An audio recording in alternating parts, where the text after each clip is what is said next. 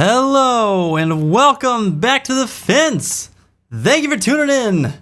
I'm your host, Fence Child, and I'm happy to be here to bring you a place to share your story and be part of ours. How y'all doing today? It is Wednesday, October 15th. We're halfway there, baby. Oh my gosh.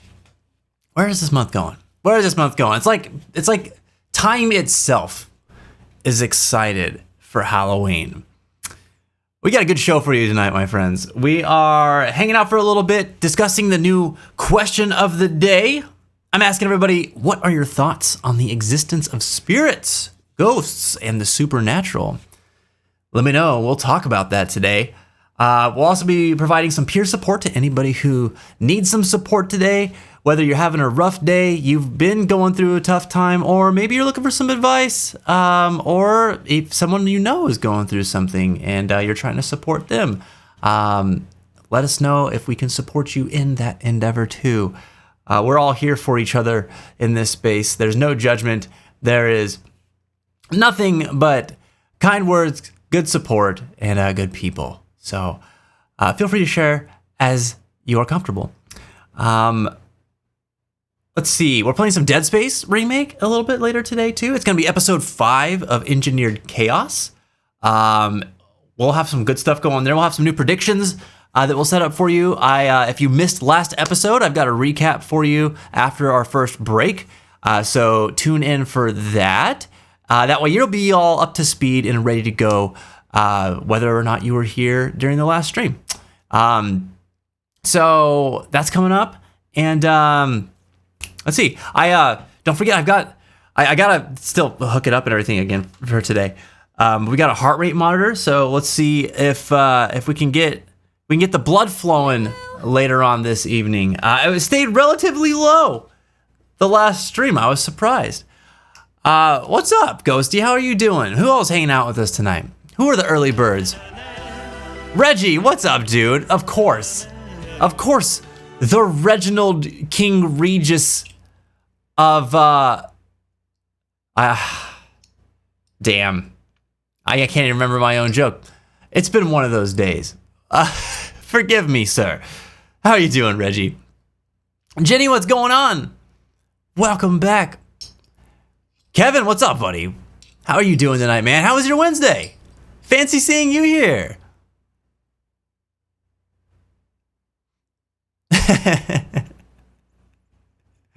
Just realized that the background chatter of that song is probably taken right from the bachelor party of which that song was conceived. That's exactly it. Damn, dude. Kevin's the first one to vocalize it. Always nice hearing Vince's genuine laugh and truly happy, safe, and with good people. Dude, it was a great night. Yeah. Before, when Jen and I were getting ready to get married, there was a lot of stuff that was going on around it. And I was having some moments, man. I was having some moments where, you know, you see different sides of people during wedding planning. Different sides of yourself also come out. And you kind of start, it's one of those events in a person's life where I think you also see more about where you stand in relation to other people that are in your life as well. So there's a lot of things that I was thinking about during that time. A lot of things I was excited for. A lot of things that you know, were also kind of just a little sad, you know, in some ways. But that night that we wrote that song, that was all I wanted to do for my bachelor party. I was like, I want my friends who are in my wedding party, who are all musicians. I don't think that we're ever going to have another opportunity where we're all in the same place together. Can we make some music? And everybody was on board, and that was it. That's all we did that night, and it was perfect, man. It was perfect. I'll remember it forever. I had a great time. I'm so happy that we've got a song to commemorate it. But yes, that's exactly it. We have all the chatter. We had some recording going on while we were rehearsing it and writing the song, because we wrote that whole thing in a night. And I was like, I just want some like in the background. It would be really cool to have some of our chatter just there in the song. And so we, wired up an extra mic to just leave it hot during that process. And that's what came out of it. It was neat. Believe it or not, it's there for the entire song. It only comes out in the quieter moments. It's fun. I really like the effect of it. Anyway, my ramblings aside, what's going on with everybody today? How is everybody feeling? How's everybody doing? Are you guys doing all right this week? It's Wednesday. We're halfway through the week. We're halfway through the month. This is usually around the time where I start feeling differently about what's going on in the week. There's enough time for stuff to happen, and there's still things to anticipate. Reeps, my guy, thank you so freaking much for the resub, dude. Today's your 2-year anniversary. Wow. 2 years today, my guy. Holy moly. How do you feel? What has the last year of Fence taught you, if anything? What have you learned not to do through my misdoings or others? Old. You can't say that yet. You're not allowed to say that yet. Says the guy who hates anytime anybody tells him that. I'm passing it on to you, sir. I'm passing my savings on to you. I told somebody the other day that they asked me how I was doing. I was like, man, you got to teach me how to stop getting old. And I said this to somebody who was like 15 years older than I was. I just left it at that. I walked out of the room. He laughed and was trying to figure out what to say next. I just left. I was on my way into the next room.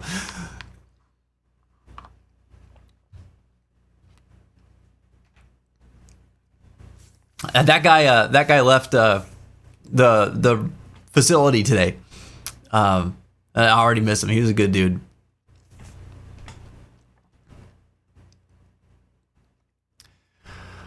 Oh man, you're right. There is no judgment because someone still hasn't played it yet. It's true. That's correct on all counts. That's King Reginald Reggie Regis of the regional region to you. There you go. There you go. This guy's got the badass memory right here. My man. My man. Hang out for a bit tonight, and it's early shut-eye for the early rise. Do what you gotta do, Kev. Do what you gotta do. I'm glad to see you here now, though. I started up my Dead Space playthrough last night. I was at the part where you have to get the tram working, and I ran away from every necromorph so I could just get the item I needed and leave. Saw an upgrade bench, so I spent some time upgrading my stuff, and like 5 necros burst out through events. Oh my god, this game is unbelievable. Right as you're done upgrading. Oh no. Yo, Backwards Mirrors with the freaking 30 months of sub. Oh man. Oh man. That's 2.5 years.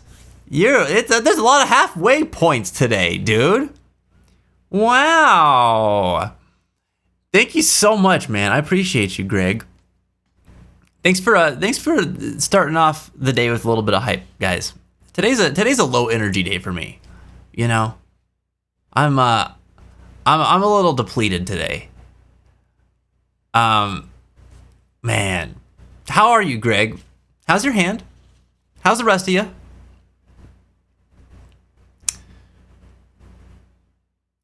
Oh man, I feel that, said Kev.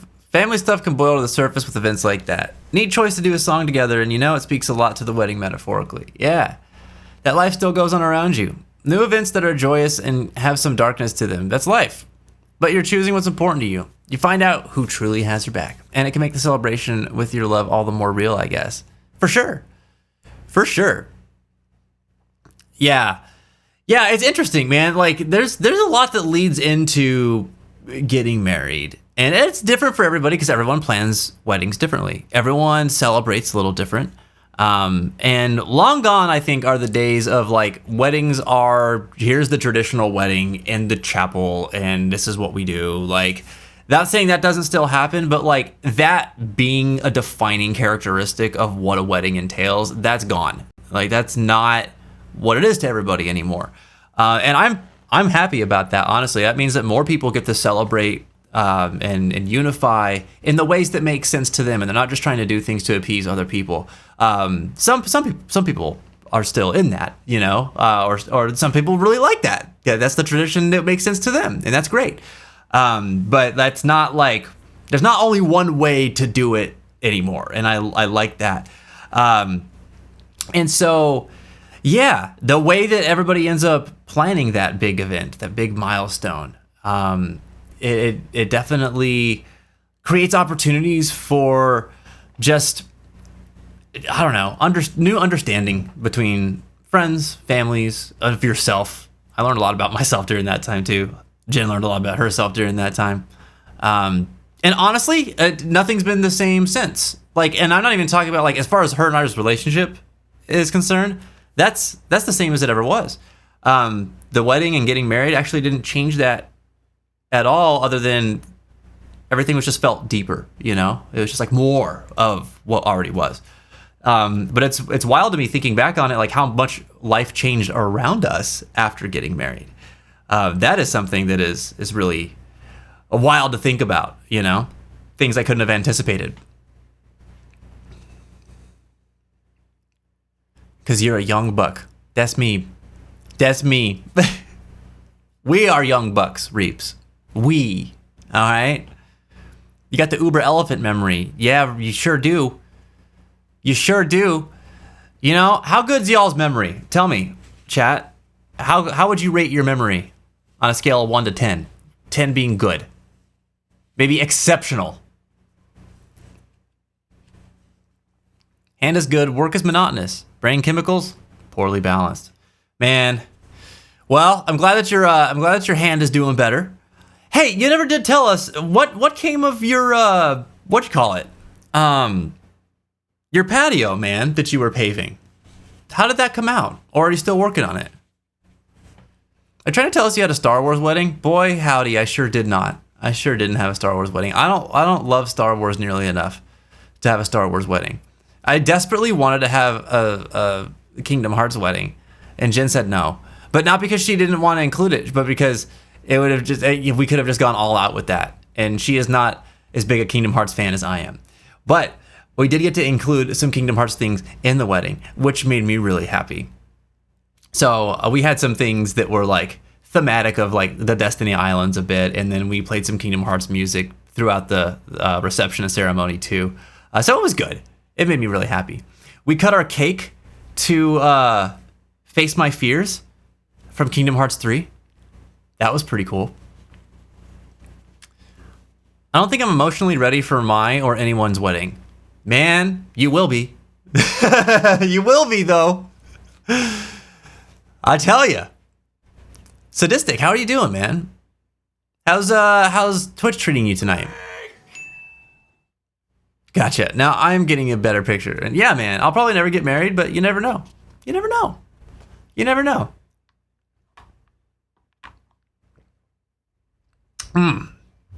Thanks for the water, Sadistic.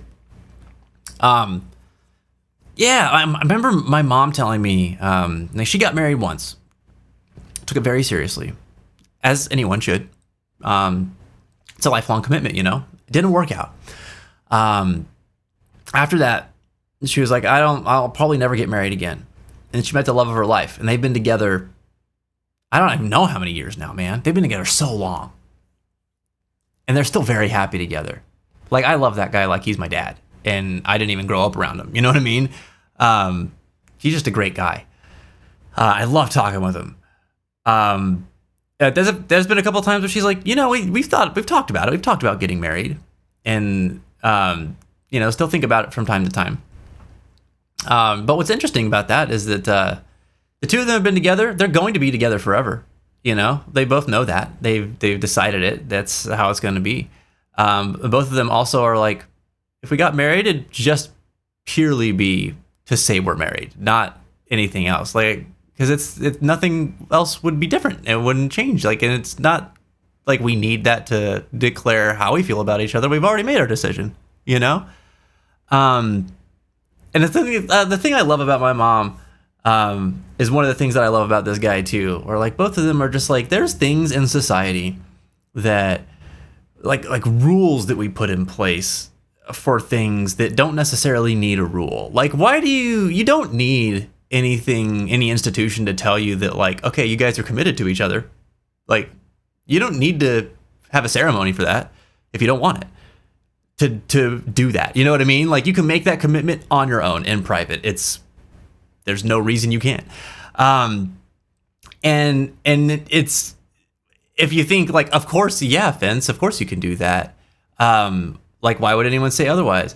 Like, that's weird, right? But then you have the conversation, whereas like you meet somebody and say, oh, how long have you guys been together? Oh, we've been together this long. Like, wow, are you guys married then? So you've been married? No. Oh, well, when are you going to get married?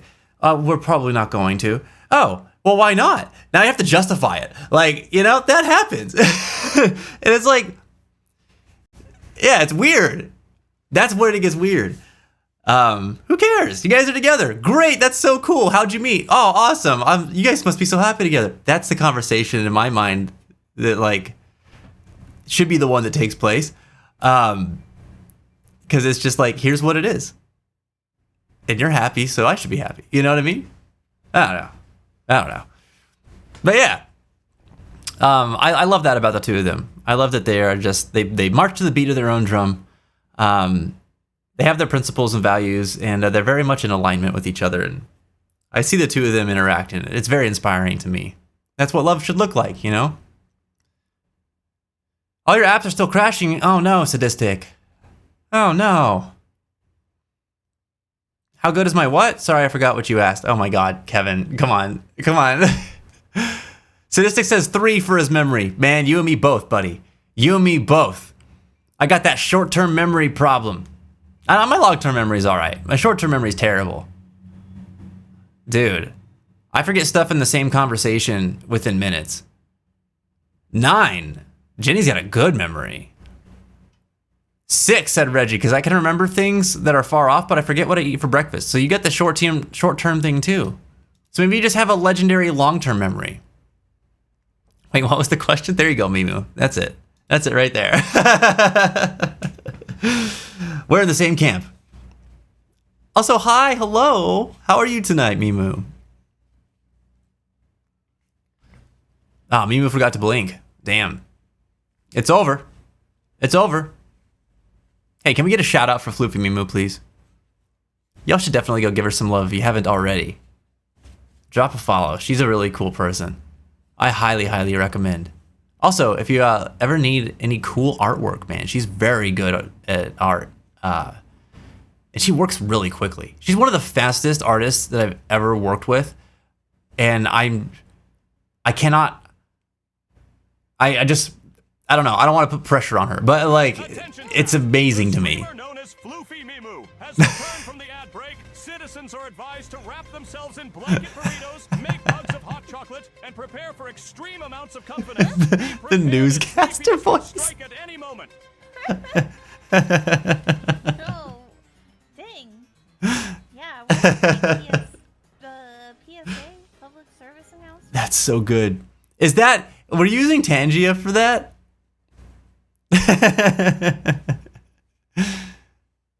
It's a lot of fun. I'm thinking of starting a patio construction business called Daddy-O Patio. I mean, it basically writes itself. All you need now is a business plan. That's a solid hit right there. Did you give her a papu fruit? I did not give her a papu fruit. But when we first met, I talked to her a lot about my love of Kingdom Hearts and like what it meant to me and like why it was an important thing in my life, more so than just like, being a fan of the game or whatever. And, I told her about the Paopu fruit thing, which of course she knew because she'd played Kingdom Hearts 1 like ages ago, right? And she liked Kingdom Hearts as well. Like she had played the third one and everything by that time, which she came into my stream when I was playing that game, I think, too, and she had already played it. But yeah, she was like, I don't know. We would talk about it one night on the phone, and she got me and her. They had like a Paopu fruit necklace. Like those friendship bracelets that have like two pieces, like two halves of a whole, and like when you come together, you can put them together, sort of thing. It was like that, but it was like a necklace, and there was like two halves of the Paopu fruit. And she wrote me a letter, and she sent me one of the halves and kept the other one. And I had that. Gosh, that was like one of the first things that we ever shared together, and that was really cool. That always meant a lot to me. The chain for that over the years started getting pretty wonky, and I think it broke. And I kept losing, like not losing, but like the Paopu charm would come off the chain while I was out and about. So I stopped wearing it because I was too afraid to lose it, and I need to get a new chain for it. But I think I've bought more chains for it, and they like don't fit the hole that's in the charm itself, and I've been struggling with that. So I probably just like need to go to the jewelry shop and like find a specific kind of chain for it.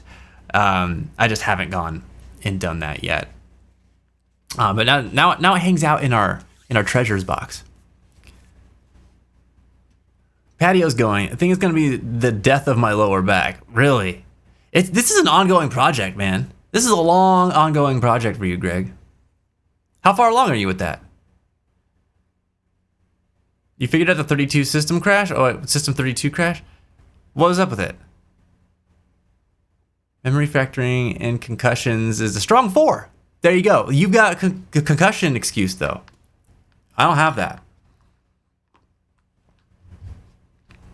Wield it. The excuse, not the concussions.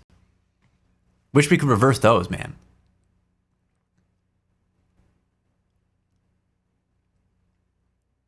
Found out how to repeat it. Good news, too. I think it's just a gag from the developers, because when I looked it up, a lot of things say the mod has a reference to System 32, and nothing was wrong or installed on the computer. I actually don't know what the System 32 file looks like. That's so weird.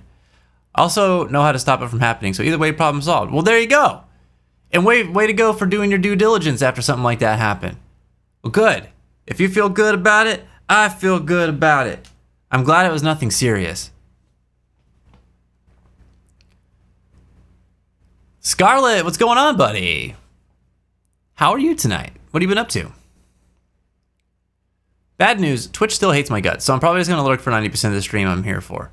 Ah, man.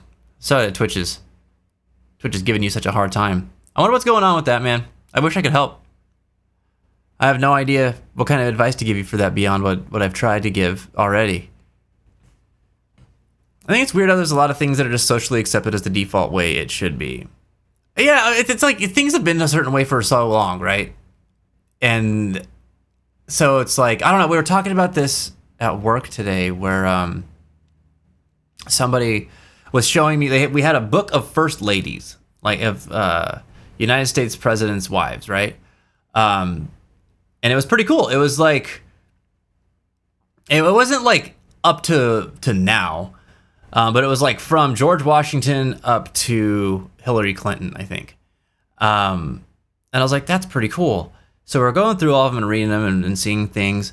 And this particular person, she just asked really good questions, you know? Like we were reading about one in like the 1840s. And she was like, the start of this paragraph says that, it was 1821, that's what it was. I can remember that, but I can't remember the name of the first lady. This is in reference to. Anyway, memory things, am I right? She's like, the first paragraph of the description here says that she grew up with having a nice childhood and going to a good school. And she's like, but it's 1821. Like, what does that look like? Like she's a woman. Like what does a good life really look like? Like why are they saying that? It couldn't have been that good, you know? Like it was 1821 as a woman. And I was like, yeah, that's a good point. I was like, but also like think about like the standards of the time too. Like you're not going to have an awareness of like how bad things are or how good they could become at that point. Like it just is. Like you grow up in the world as a woman or as whoever you are, knowing what you know and how the world works at that point in time. And it's normal. So whatever it is just how it is. Like you might not yet have the reference level of how good or bad it is. Like that doesn't mean you don't have an understanding of like the bad things being bad, but how good or bad a thing is by today's standards, like you would never know, right? And she's like, yeah. She's like, it's just so weird, right? Like to think about now, like looking back and seeing that. And like, that's the first things that popped into my mind. And I was like, you're a cool person. Like to think about that stuff, like, and ask those kinds of questions. Like that's the kinds of questions that like I always thought cool teachers asked and brought up in classes whenever I was growing up. You know, those are critical thinking questions right there. Really trying to devise an understanding of the material that you're looking at here and the world that you're in at the same time. It's cool stuff, man. But yeah, it is weird to think about like the things that are socially accepted because we have so much more context now, right? Even in this current point in time, because we can look at other cultures, because we can learn so much about other cultures in real time right now that it immediately puts our own culture and our own place in society into different context every time we learn something new. It's very, very, very interesting. And weird, yes.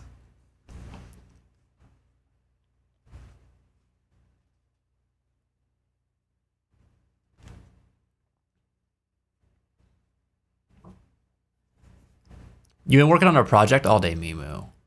What kind of project? Is it a secret project? Hope your day's been well. Oh, you're welcome for the shout out. It was Tangia. Cool. That's awesome. Everybody's got Tangia these days. All over the place, to be honest. Too much is happening in my life, and it's a little crazy right now, but I'm hanging in there. I feel like this is like par for the course for you, Scar. Which is like, it's a wild, like, but like, how are you getting through it, man? What are you doing? What are you doing to get through it right now? I'm sorry things are so crazy for you. I hope they get better.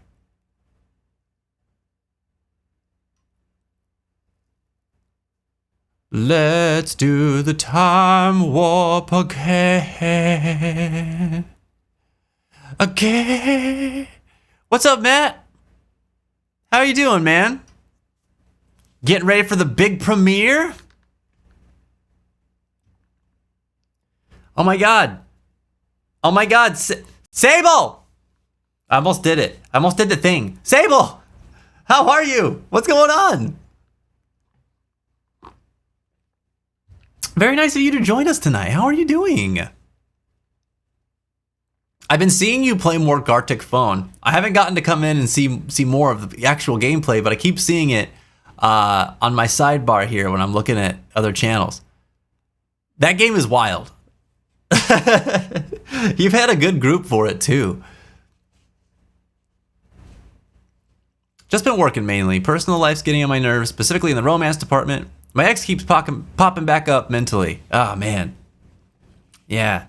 That's tough, dude. That is tough. Is that affecting your romantic life now? Like, is there something else going on there, or is it just sort of you're just reflecting back on that relationship? Mild brain damage says, I just have to pull one side out, re-level it, put the rocks back in, add the center design, and seal it. It's like a day and a half's worth of stuff. Is that what the mild brain damage says? That sounds simple enough, but is it? Is it that simple? I feel like doing something like that is like such a big undertaking. It would take me forever, man. It'd take me forever to do it. I'd need some help for sure.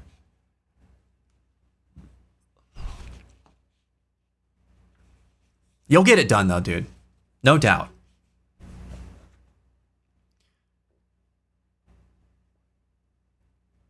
Also an affluent family at that time. Yeah, with the first lady thing, Sable? Yeah. Which that came up a few times too when we were looking through that first lady book, because there was one thing that kind of like, it was a leveling moment for me where I was just like, oh, like it doesn't matter if you're like the first lady, the president or not. This can happen to anyone. There was one of them were on like a train ride, and then they had like 3 kids. And the third kid they were on the train with, and the train derailed.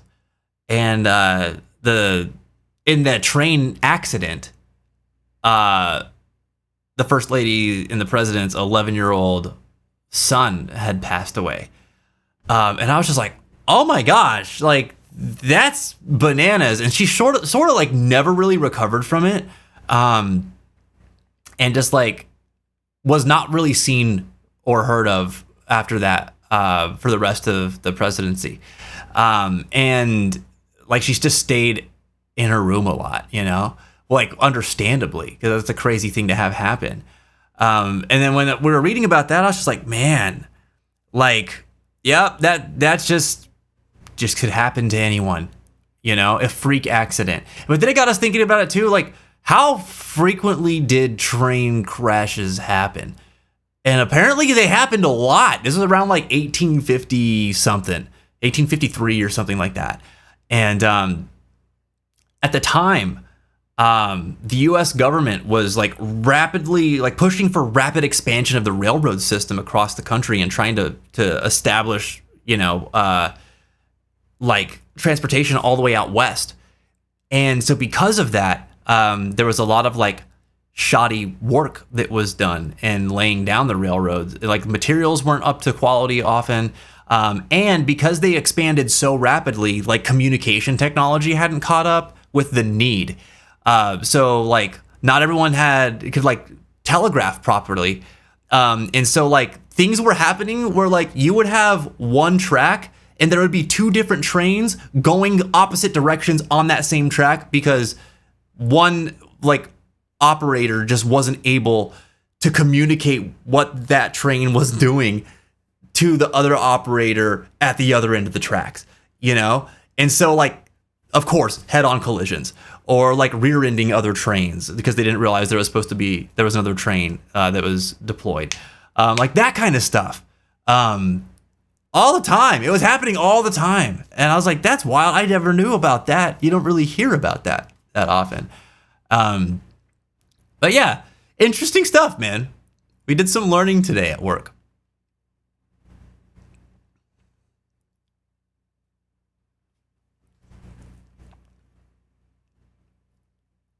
I'm feeling incredibly touch-starved and intimacy deprived. I'm trying so hard to cope, but it's a lot to deal with on top of other stressors.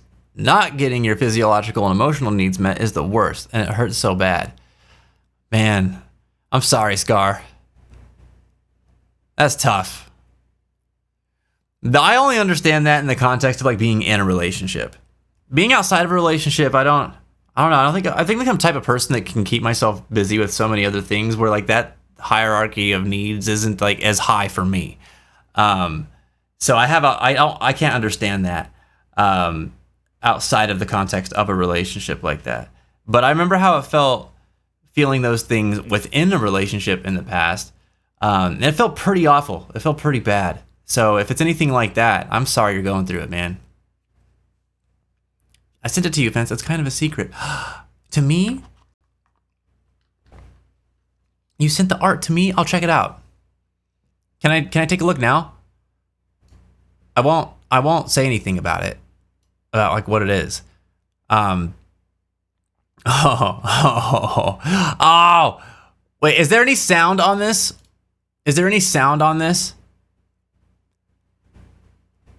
I just want to make sure before I go clicking around it. On what you sent me, I mean. Is there any sound on what you sent me?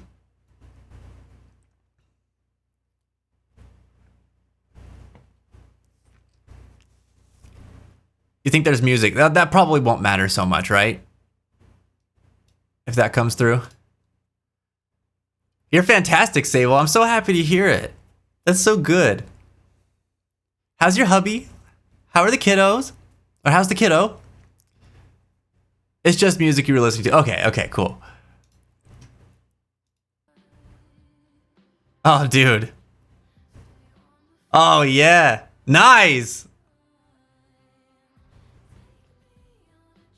Oh, my God. Mimu, that looks so smooth. Wow. Wow. Oh, yeah. Oh, okay. Okay.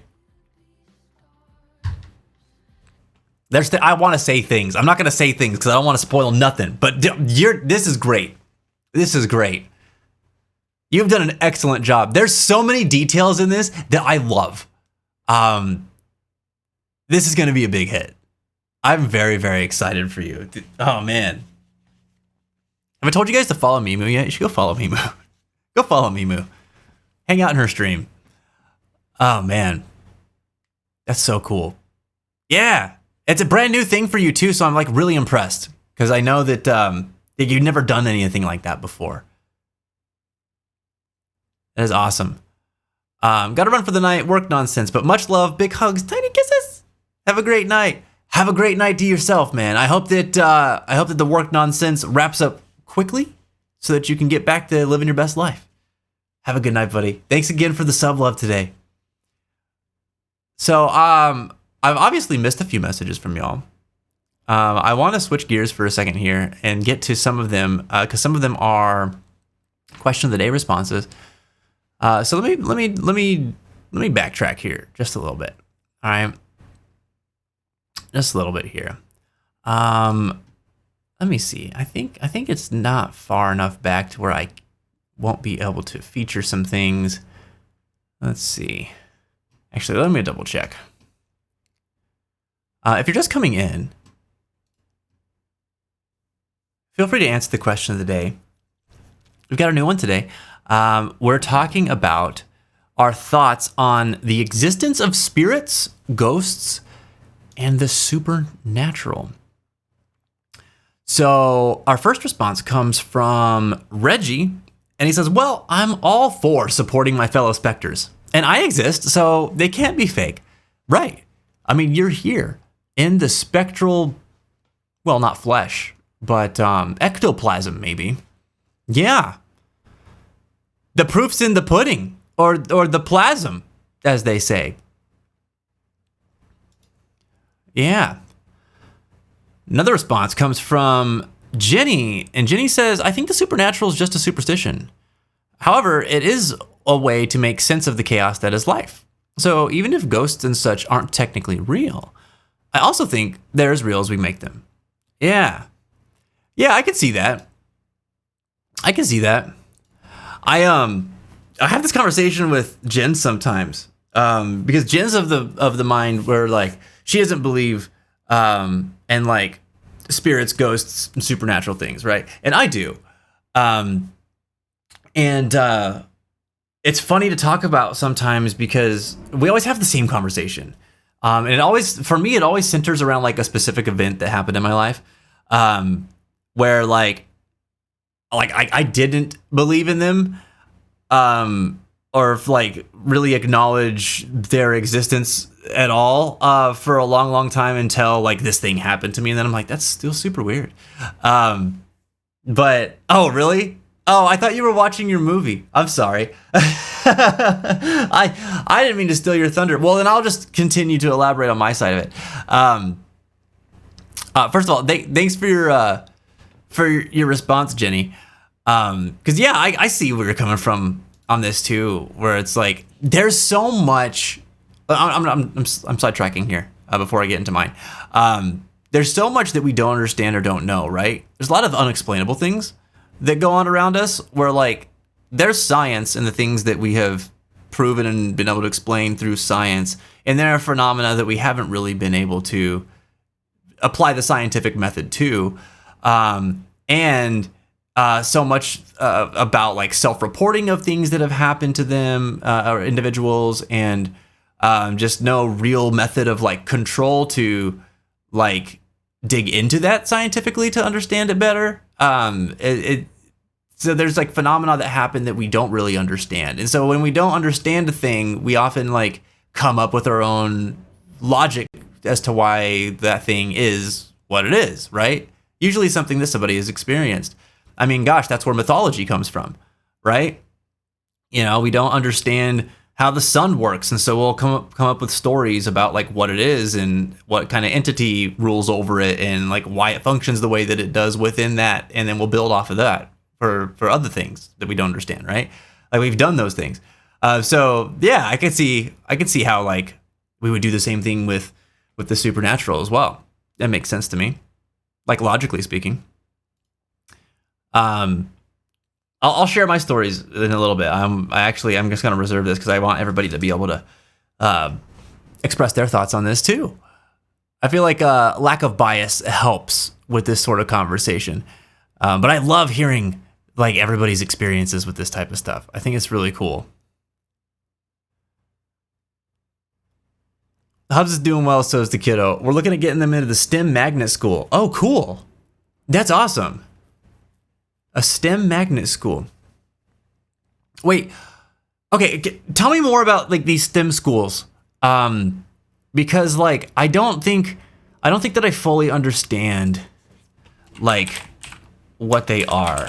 Hold on, let me see. I'm also gonna like look this up here. I'll just try to get a basic understanding of it here before. That way you don't have to like teach me about something basic, but you can tell me more about like your guys' thoughts on where you're going to be able to send your kid to school. So, okay, a STEM magnet school is a public school with a special focus on science, technology, engineering, mathematics education, often used as project-based learning approach. That's super cool. That's really cool.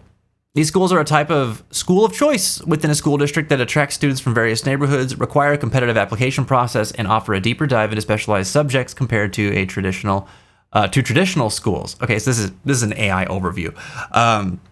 Okay, I understand a little bit more about it now. So it's like, I feel like this is a cool type of school for getting into like learning about how to apply what you want to learn. You know, like you can lean into subjects that you are very interested in and excel at, get a well-rounded, like maybe foundation for some of these things, but an opportunity maybe to learn in the way that works best for you and in the fields that you're most interested in, so you can excel in those fields.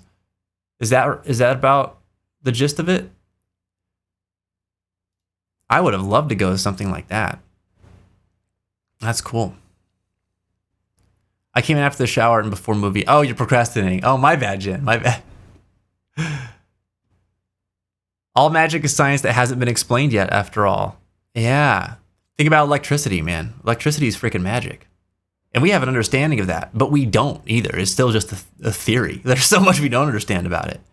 Neuroscience, same deal. We don't know nothing about the brain, even though we know way more than we used to. It's crazy. Magic, dude. It's magic. All right, we got some good answers coming in here. Okay, good. I always want to know something wild. Yeah, bring it on in. Gravity is still considered a theory. Oh yeah, because for all that we know about gravity, how much do we know for sure? You know what I mean? It's an unseen force, so it's still something that like we continuously learn more things about. And there are things that it affects in ways that we don't really understand, that don't line up with our understanding of it, you know? Yeah. It's very cool. Very, very cool. Magic. All right, I'm going to get back to some more question of the day responses here. So the next response comes from Matt the Afterman.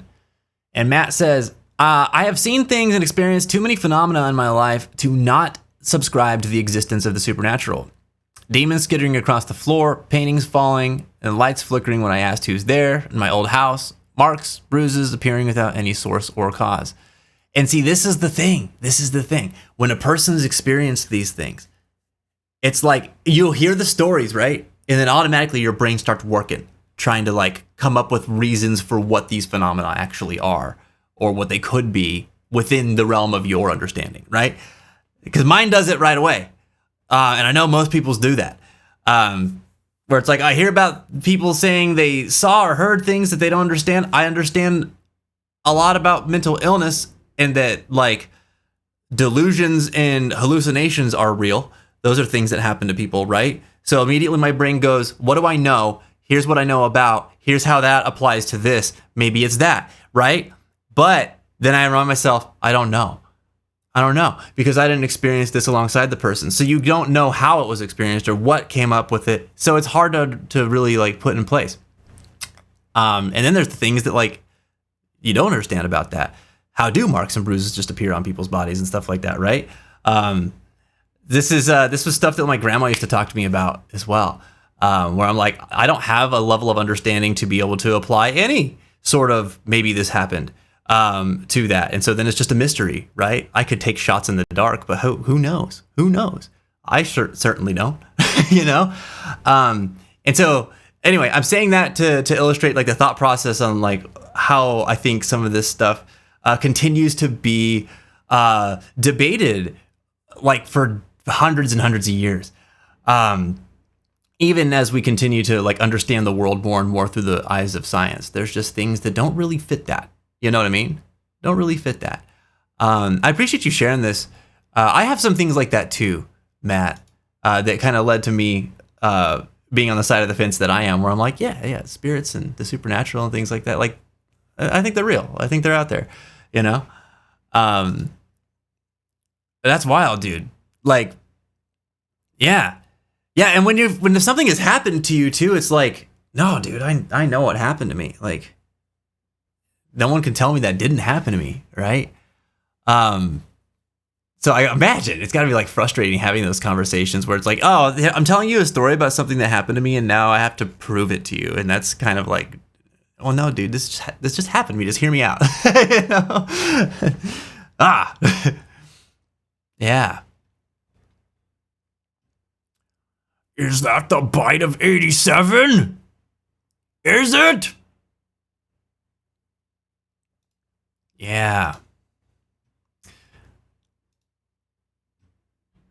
Oh, look, more coming in. I love it, dude. I love it.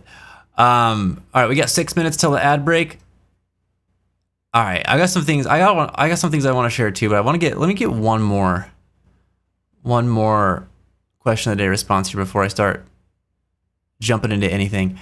Oh, and before that, Ram, what's going on, buddy? Welcome back to the fence. How are you doing tonight? I wanted to see Sable answered my question that I asked earlier. Says, well, currently he's in a standard elementary school and it's been terrible. He's had several long-term subs since the year started and hasn't actually done any work or learning. So we looked around. He's super into science and engineering, and the district hosted an event yesterday, and we found a school that's heavy in engineering. This is a K through 5 and has a robotics lab. Curriculum just seems more structured and on pace with what he likes and is interested in. Oh, I love it, dude. That's amazing. Mind you, I'm all for substitutes, but they need to actually do some level of teaching. But every day he'd come home saying they just watched movies the whole day. Yeah, see, that sucks. That sucks. And yeah, you're right. Substitute teachers, they can do good work. They have an opportunity to do really good things. And I'm glad for them. But yeah, there are some that just like they're not really interested in like actually providing the education. And it's just like, I'm here to fill someone else's job for a brief period of time, right? There's a different approach that happens when you're in that mindset. Now, okay, so the STEM magnet schools thing is amazing to me. It's amazing to me because one of my problems with the public education system for many, many years, and this is, I'm biased. I grew up as a special ed student. I was in things like twice exceptional programs, which were like, oh, he's gifted in these areas, but also he has behavioral issues because he has mental illness. So like, this is like the type of classes that he would go into or something like that. And it was like, some of that stuff was cool, but it was also lacking in resources and it wasn't standardized. So like that didn't exist in every school. And if I moved districts, then I didn't have access to some of those things. And even if I did, they were handled very differently between schools. Like, I don't know. Teachers had different understandings of like what that stuff was. But like it opened my eyes to the idea of like specialized learning worked better for me than the standardized learning because of like who I am and the needs that I have. But it got me thinking as I got older, like, dude, even on just a fundamental like level of I'm interested in this, I'm good at this subject, I'm not good at this subject. Why does everybody have to be good at everything? Like, I get that we want to have like a standard for like some of the basics, right? Like we should all have a certain level of proficiency in writing, mathematics, and I don't know, critical thinking skills so that we can engage functionally in a society, right? But you do not need to be proficient at all of those things past a certain point. We all have natural affinities for certain things, certain subject matter. Why are we not supporting leaning into those things and instead punishing for not like being deficient in some areas? Because for every person that I've met who's deficient in one area of their life, they're exceedingly proficient in another area of their life. And like, cool, that person should just be able to lean into the thing that they're good at, that they like, right? That's where you're going to find your value. And it goes beyond just self-worth. It goes into like that this person could be a very valuable member of society as well if they were supported in leaning into this. You know what I mean? And I feel like that's just how education should approach things. Yes, it's more work. Yes, there's not enough potential to standardize things, and it would probably be costly and whatever. But like, to me, it's equitable. It's the right way. You know what I mean?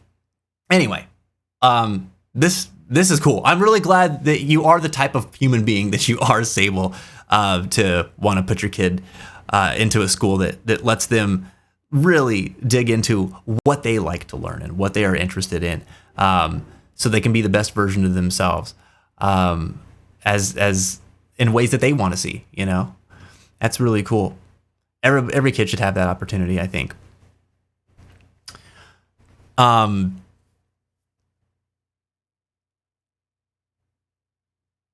We all shouldn't be polymaths. I'm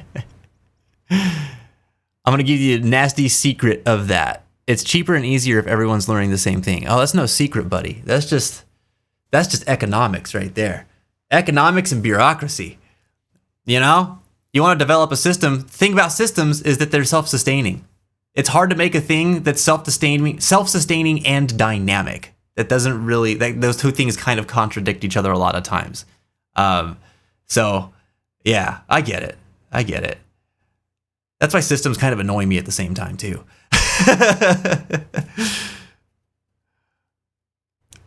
I'm going to snooze the ads just because this is a good conversation. And I want to keep it going for a few more minutes. And I still want to get to another question of the day response. Maths and physics linked big time to maths. Oh yeah. I feel like there's a lot of sciences that are linked pretty hardcore to math. Not all of them, but a lot of them, you know? I didn't like maths or physics. However, chemistry and biology was my jam. Yeah. Oh, that's cool. Chemistry and biology, that's awesome. Yeah, see, I was always really I like literature and like just writing, you know? And I had strong comprehension skills and everything like that. So I really liked reading. I really liked writing. As far as sciences were concerned, like math was fine. I could take it or leave it. I got to a point where I hated it when I started getting into like really advanced mathematics and stuff. But I was pretty good at it before then. But what I loved was words, man. And I feel like if I could lean into that, I would have gotten more into like language. And because I'm really interested in language and communication, you know? So all those things kind of like play into each other. It makes sense that I was so into that in retrospect because of what I do now, you know? Like I'm the type of guy that like we had a Spanish speaking person in our residence for like the last month. And every day I was like, I need to learn Spanish. I just need to learn Spanish. And where I'm at in my life, I don't have a ton of opportunity to devote time to learning a language at the moment. And part of that's me making excuses for myself because I do other things. And some of it is literally the other things that I do are important to me. So Like I just have a hard time doing this right now, but like it would make my not just job, but like what I want, what I care about, all the more easier if I knew more languages. You know, I want to communicate with all kinds of people, and people speak all kinds of languages. You know, so I think, you know, I wonder sometimes, like if I had gotten to lean into that at an earlier age, I might be a person that like speaks a lot of different languages and maybe did a lot of different things with that skill set. If I could have devoted the same resources I was spending on things that I really didn't care about, to the things that I did care about, you know what I mean? And to me, there's so much potential there. But anyway, yeah. Science is so cool. It's the nerdiest thing I've ever written. Science is cool though. Science is so cool, dude. Matt said, literally was in a room full of people and watched the specter squirm across the floor and out a window. That would freak me out, dude. That must have freaked you out. Holy crap. Doing well, however, I'm tired because I can't sleep because of injection anxiety. Oh man, when is that happening, Ram?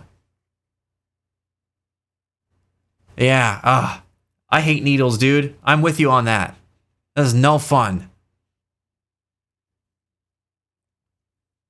I got really good at visualization meditation for those times. Like because I used to struggle really, really hard when I was growing up. Every time I had to get shots or injections of any kind. And now I just picture myself somewhere else every single time I have to do it, and it's made things a lot better for me.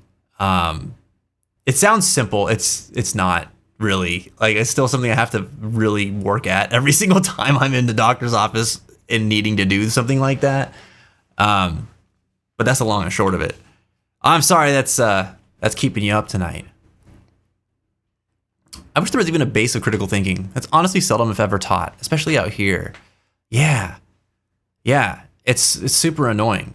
They want you to think like everybody else, because it fits in with what is already established. You know, kind of like the society thing that we were talking about with Reggie earlier. Rip childhood me because I never got higher levels of learning support despite having undiagnosed mental and behavioral health issues. And you're not alone, man. You're not alone. So many of my friends and peers in the same boat. You know what I mean? There were some things that the times that I did have certain supports in education for like specific learning faculties that I had or didn't have was only given to me because my mom was such a fierce advocate, you know? When in retrospect, like not just me, but like any kid like me should have been entitled to that stuff if you have it available at your institution of learning. You know what I mean? You should just give it to those kids. Like you have it there as soon as you recognize that kid's like that or like struggles in this way or like excels in this way and it fits the criteria, like just give it to them. That's my mind. There's no reason you shouldn't do that. But funding streams and bureaucracy and are we going to get enough funding for next year from the government, for this and that, all play into why that doesn't happen. It's a crapshoot. But yeah, I saw it left and right, man. You're not alone there. Okay, I did another snooze because this is the night we're having tonight. I'm gonna switch gears here. Let's go back to the question of the day. So again, I've been asking everybody, what are your thoughts on the existence of spirits, ghosts, and the supernatural? And Faintest of Hearts said, I don't believe in the supernatural. I think all can be explained by science, and what can't be explained in this moment means we lack the science at this time to figure it out. But I also haven't had many paranormal experiences in my life. Yeah. And I see the logic in that too, you know? Because so like Jenny was saying, like magic is only magic until we figure out how to explain it with science, right? Like so much that it's explained with science right now it was at one point magic. And so like there's evidence of that too. So that makes a lot of sense. And then there's the part that's like logically you can draw the conclusion of, yeah. So then anything that we don't understand yet will eventually be explained by science, right? And then I think that tracks, that makes sense too. But yeah, it's hard with supernatural stuff. This is why I just like talking with people and just like, hearing about their experiences, right? Not necessarily just the supernatural experiences, but like when those come up, it's like cool. Like those are the only times that you're really going to get some sort of like, I don't know if I would call it evidence, but like this is this person's truth, right? This is what they experienced. And like, no one can say that that didn't happen to them in that way because we just don't know. So really like honing in on like, what was their experience? Like, what are they saying? And like, how did they feel it? Like trying to understand their experience of whatever the event might have actually been doesn't matter so much as what their experience was, right? It becomes so interesting because we're not going to be able to like necessarily like look at an experiment and be like, this is how that works. So this is one of those mysteries. It's like we can just kind of continue trying to piece together through the experiences of others. And I think there's something about that is really intriguing to me, because the flip side of this is like the more we understand, the more boring the world becomes to me. Where I'm like, that's cool that I know how that works now, but the mystery's gone. And I'm like, all right, cool. That's it. This thing, this phenomena, it's just that. Yeah, all right, you know. And I like wondering. I like wondering about some things, I should say, not everything. But it does. It's motivating and does create some like, what's the word? I don't know. It's just continuously intriguing. You know what I mean? But yeah, and you said you haven't had any paranormal experiences in your life, or many paranormal experiences in your life. You say many. I read any. Have you had? Is there anything that has happened in your life that you would consider to be a paranormal experience, or is that just like the phrasing that you were choosing there? Thanks for sharing, Jen.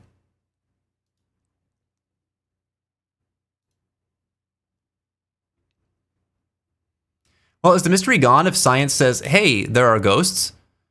If science says, hey, there are ghosts, that means that it would also say why and how there are ghosts, right? And so then it's like, they're still ghosts, but the mystery of it's gone. Yeah, I think the mystery is gone, because then there's just the understanding of what they are, right? And so, yeah, that's like, I don't know. That's my thought on it anyway. To me, that would make it less interesting, for sure. Gang, it's been good hanging, but I need to sleep. Good night, all. Good night, Matt. It's good to see you tonight, buddy. Thanks for popping in, man. I'm glad things are going so well in your life, by the way. Super excited for you and your creative endeavors. Give Sky our best. Give the kiddos hugs from all of us, and I hope you guys have a good evening, man. Keep your head up and your heart strong. Hero, what's up, dude? Hey, congrats again on completing your chip collection in Battle Network 2.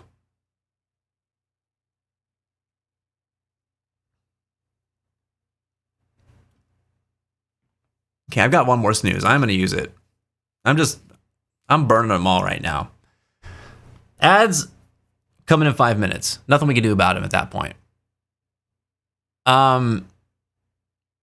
I'm doubling back a little bit here. Lucy said, I never found out while still in school, and I feel like it would have helped to know back then, but finding out being on the spectrum just explained such a large amount of things. Like schooling was really difficult, and I never got that extra help I ended up needing because I was just that lazy and unwilling student. I was lazy, but I put the effort I felt from them into homework and the like. So whenever I got stuck and couldn't figure it out, despite trying, I gave up. Yeah, see, and that's the thing, is like, one, that people didn't understand why, like what contributed to people behaving that way. Everyone just attributed it to lack of motivation or drive or whatever, right? And yeah, laziness. I heard that a lot too. And so, but like even when you exceed, like I'm gonna put it in perspective for you too, Lucy. Like even when you succeed, or exceed expectations, it's still abnormal. And so still it's looked at as a problem, right?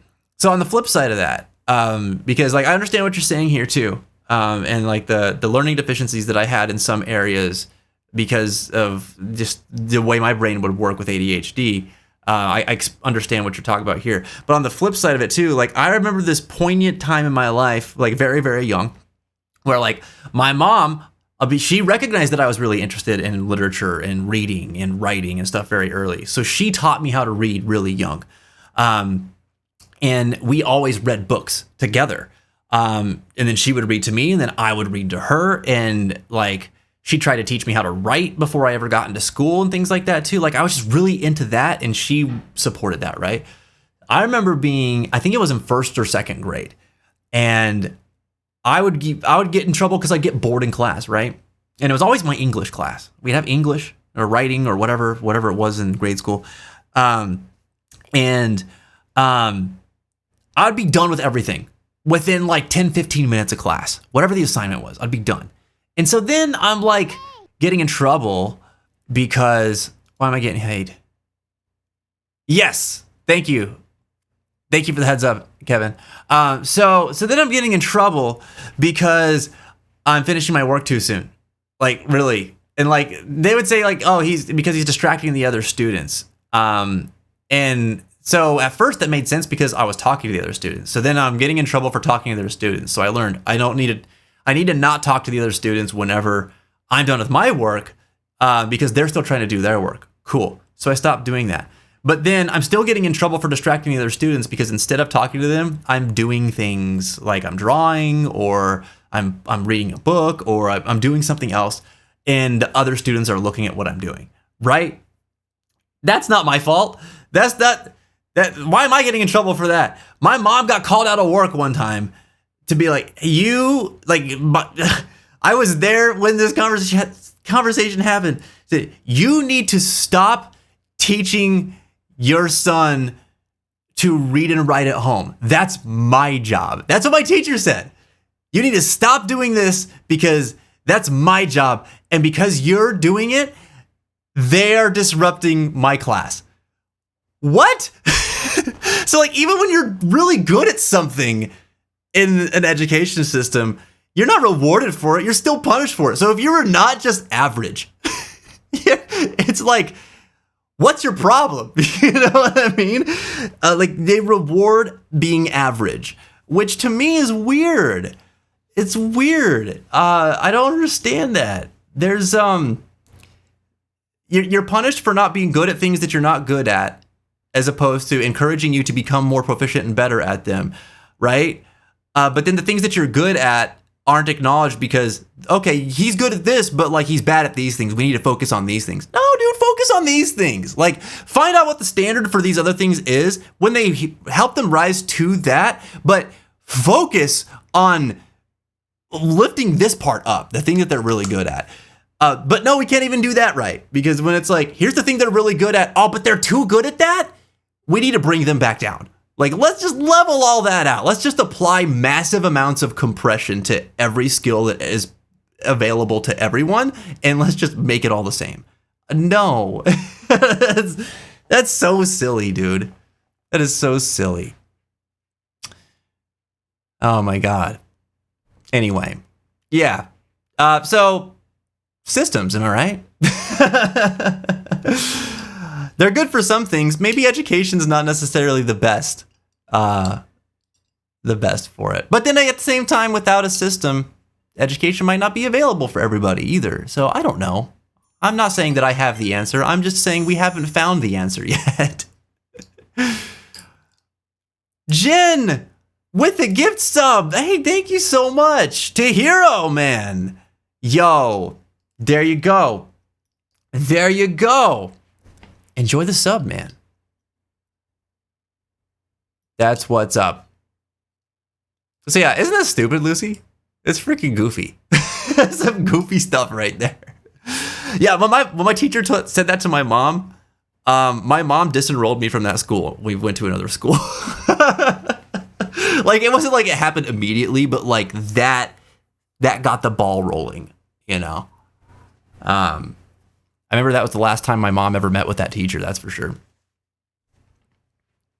Crazy stuff. So we are in ads. They have just begun. Let me see here. When we come back from our ad break, we are going to go start getting ready for Dead Space. So Yeah, we'll get into that. Unless your mom's teaching methods were somehow contrast to what they're trying to teach, it's probably the dumbest thing I've ever heard a teacher say. That is not how to solve a problem. No, it's not. No, it's not. But she was frustrated, and the teacher was. I don't know. This is so weird. Also, Chris didn't read my answer. We're almost at ads. What did I say earlier? I said I was gonna try to get to more, right? I was gonna try to get to more. I said I was gonna get to one more, and I did get to the one more. I did exactly what I said. Don't shame me, hero. Don't shame me. That's not very heroic of you. How dare you? It's one way to ensure a child doesn't go back there. That's exactly it. That's exactly it. Actually, I had a teacher call me genuinely lazy during kindergarten. It was wild. I practically got bullied by her, and she got fired over it when my parents took it up with the principal. What? That's insane. That's insane, dude. That's insane because I know what that looks like too. I had an English teacher in middle school that I used to have to leave class to go take my medication for lunch, like right after lunch, and her class was right after lunch. She said I was always making excuses to go to the nurse's office. What are you talking about? Like, she's a special education teacher for one thing. She knew it. She knew why I had to go to the office every year. It was in my IEP. And yet I got in trouble for it. She called my mom out of work to go meet with her and be like, your kid keeps trying to skip class. What is he doing? He's going to the nurse's office every day. Yeah, because he has to. Like, he has to do that. He has to take a medication. What? It's wild. My mom got me pulled out of that class too. I think that teacher got fired as well. So it's wild. Lucy, we had some very similar experiences. What the flux? Oh man. Okay. That's it. Well, let me see here. Right, you guys just have to wait. You guys are just gonna have to wait. I'm sorry, I can't do it. We gotta get ready to move into the next segment. We'll get to some more questions of the days as we move into some Dead Space. It'll probably come a little bit later though. So I am gonna get up for a moment. The ad's gonna be done before I get back. That's fine. I'll be right back. Thank you for tuning in. Enjoy the break.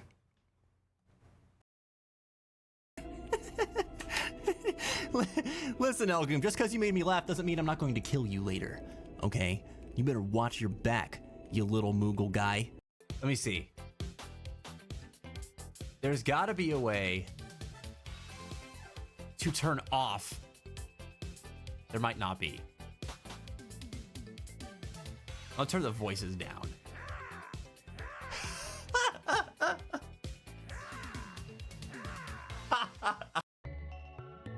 How do you have such intellectual conversation while sleep talking?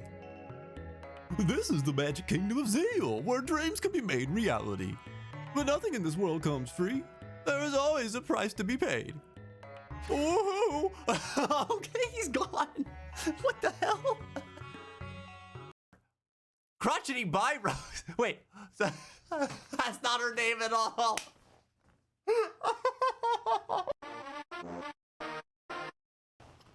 That's not her name at all.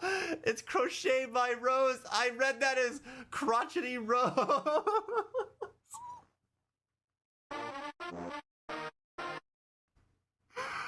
Oh no. Oh, I'm so sorry, Rose. I'm so sorry. La la la la la. Oh, here's the bird. Oh boy. Ow. Oh, I'm gonna die here, huh? No! Oh, come on, dude. Getting antsy.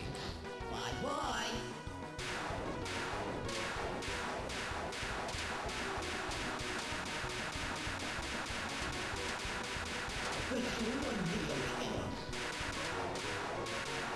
Oh boy.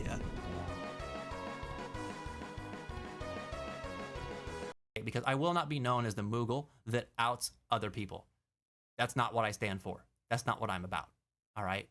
I stand for fried chocobo, making money, and living forever. That's it. Okay? Elgum, you got to be the permanent host. My body could not withstand that sort of torture. I put so many things in my mouth, Derek.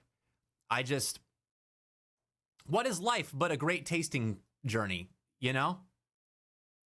What other way to experience this world than through its many varieties of flavors? Oh, God. You ain't going nowhere. Victor's path. Ooh, I hurt so good, brother. I better drink a potion. Yeah. Oh. A leisurely stroll at a night like this isn't bad. Okay, this dude looks baked out of his mind. A little. Oh yeah, I got some of the good stuff while out at sea. Yeah, I can't wait to go home and hug my boy. He's gonna be so happy to see me.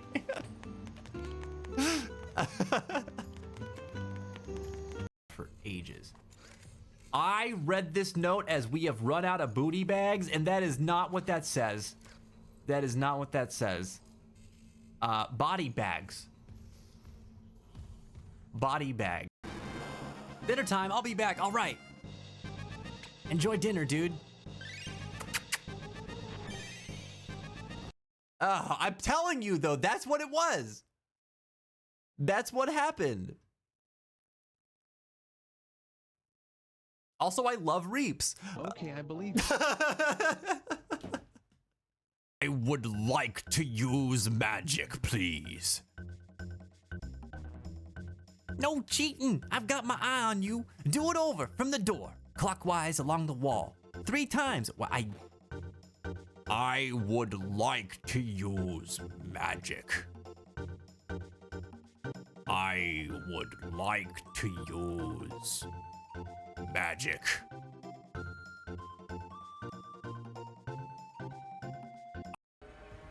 God, that stressed me out. There's a baby here. Get out of here, baby.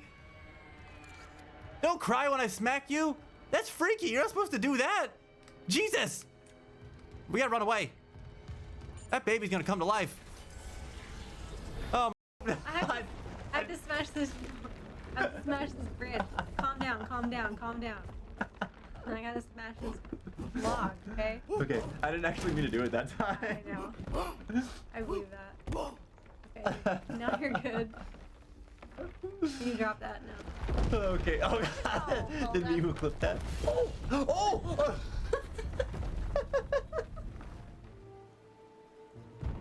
You rolled over me. Oh, no. No! Oh my gosh. Go! Go! Oh, God. Oh, no. Oh, please. Oh, God, no! Oh, it continues! Oh my gosh. Come on! No. Come on! That was so messed up! I had no problem with it the first lap. No. Ah. Oh, you guys did great, though. Whew. Can I try?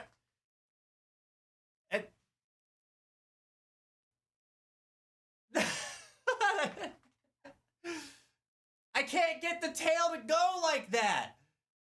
That's not fair.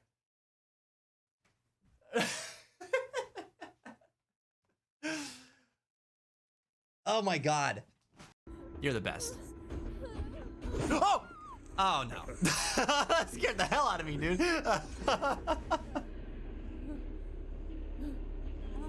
Damn, he got me.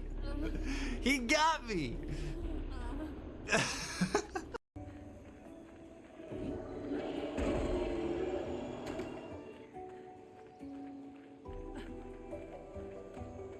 Biggest hurdles for me is learning how much I do per day, said Jack, because I ended up in the hospital a few times. Because, oh my God! Oh my God! Hey! Oh God!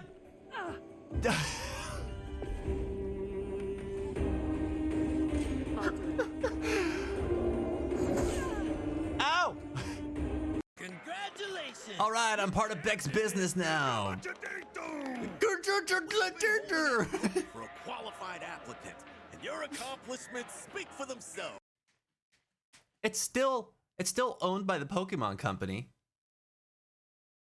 I don't know why I was surprised. All right, Simon used.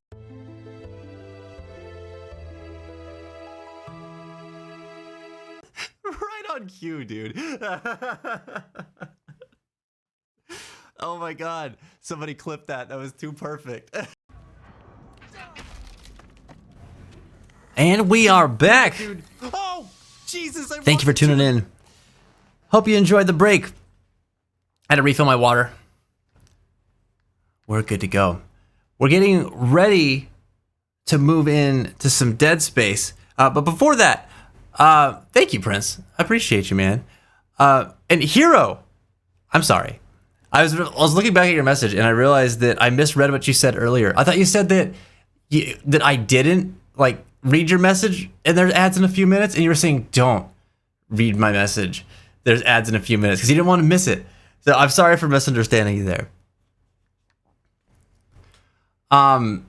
If you're just coming in, we've been talking today, amongst other things, about what are your thoughts on the existence of spirits, ghosts, and the supernatural. And we'll be talking about that throughout the day. Even though we're getting ready to play some video games, we're not gonna you're not gonna not be able to talk about that anymore. So feel free to continue to answer, even if you come in a little bit later. The question of the day command will always work throughout the stream. !QOD to pull it up. And I think we got a couple more left here. So you know what? Hold tight, Dead Space fans. Hold tight for just a couple more minutes.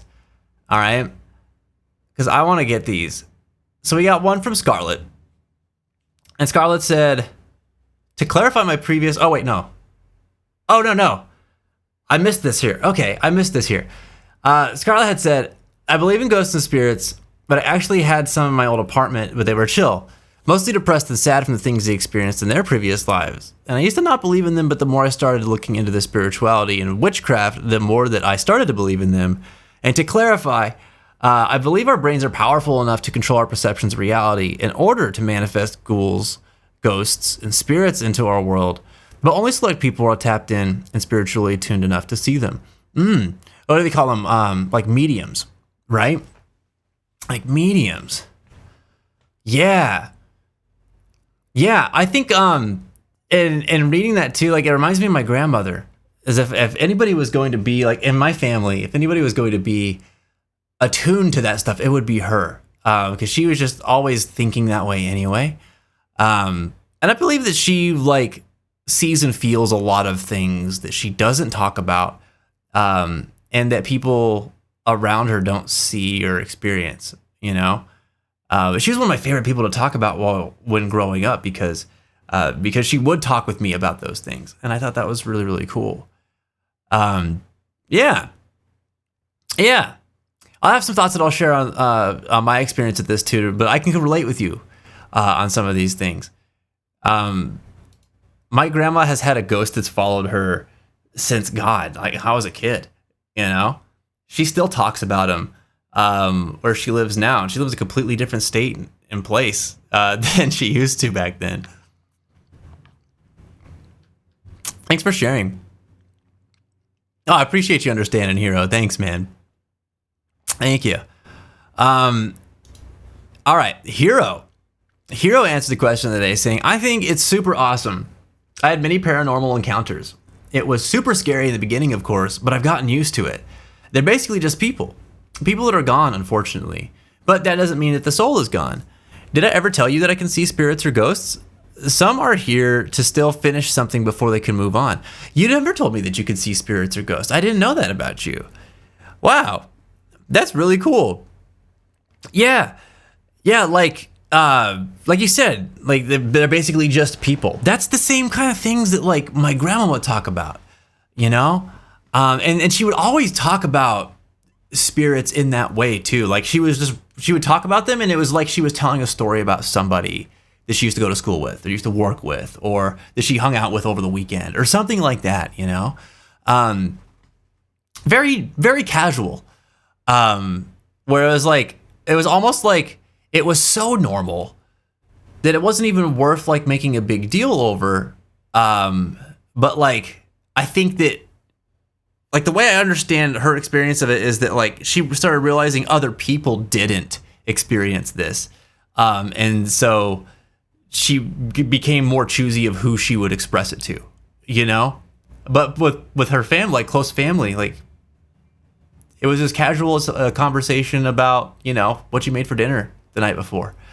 So the way you're describing it here makes a lot of sense to me, and through what I saw of my grandmother, because I've never had quite like that type of encounter, you know, where I could like see anything.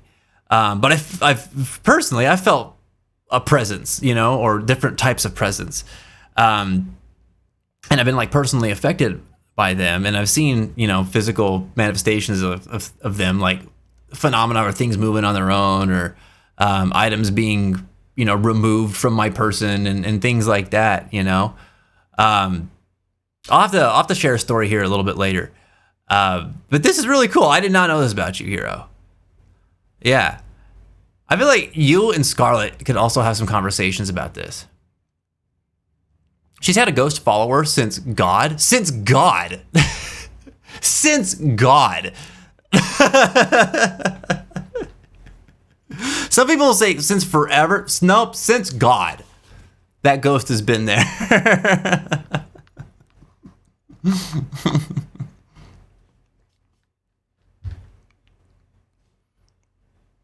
Green Jawbreakers. Oh, yeah.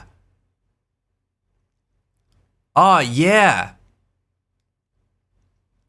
Those sour candy. Oh, you like sour candies? Man, yes. They're so good, dude. My favorite candy is sour candy. Reese's Pumpkins are also very good. I'm with Ghosty on that, too. Yeah. All right. Let's see. Prince said they should literally make this one spot illegal to park at in town if it isn't already. Like, I had to pull halfway into the street to see traffic coming from the right. Like, people think I have X-ray vision or something? Go. Oh, man, that's annoying. That's annoying. Yeah, there's all kinds of weird stuff like that in cities, like the way that cities are laid out that you run into when you just go into the right spots. By the right spots, sometimes I mean the wrong spots. There's a road that I go down on the route to work where, like, unless I pull halfway out into the street, I cannot see what's coming to my left or to my right. But unfortunately, in order to see that, I have to get in their way, you know? And so it's like, what do you do then? You wait indefinitely until you trust maybe your gut that, like, okay, I guess it's safe to go, you know? Or avoid that street entirely. But it's mostly because people park on the street side and it blocks your view, you know? So there should be something that says you can't do that there. It sounds like this sort of thing in your parking situation too. Am I wrong? Mostly skeptic when it comes to ghosts simply due to the logic of it, but at the same time, part of me just thinks that maybe there's something that just hasn't been given a good explanation yet. Yeah, you're somewhere in between like me and Jen here on this, where you're landing with that, Prince. Because yeah, some of that's what she said too, and some of that's what I said, which is interesting. I think that too. I think we just have not really come to a full understanding of what that phenomenon is, you know?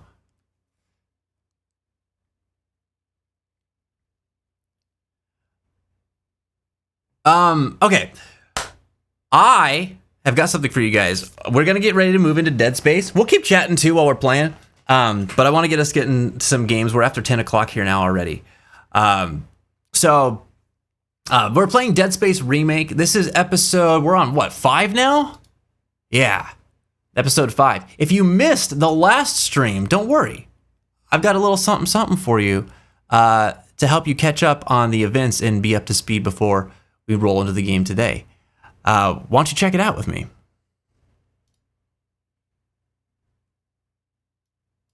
Reggie wants that number to be 69. How do we feel about 69? There's the tooth. Oh, the detail, dude. No, God, no fear, no God, no fear. Never gonna get to a point where I forget. What? You Shut up! You shut up too! All of you, shut up! Stop! Be quiet! A worser baddie. Yeah. Worcester baddie. Saw blade, punk! Oh! Oh! I'm very near death!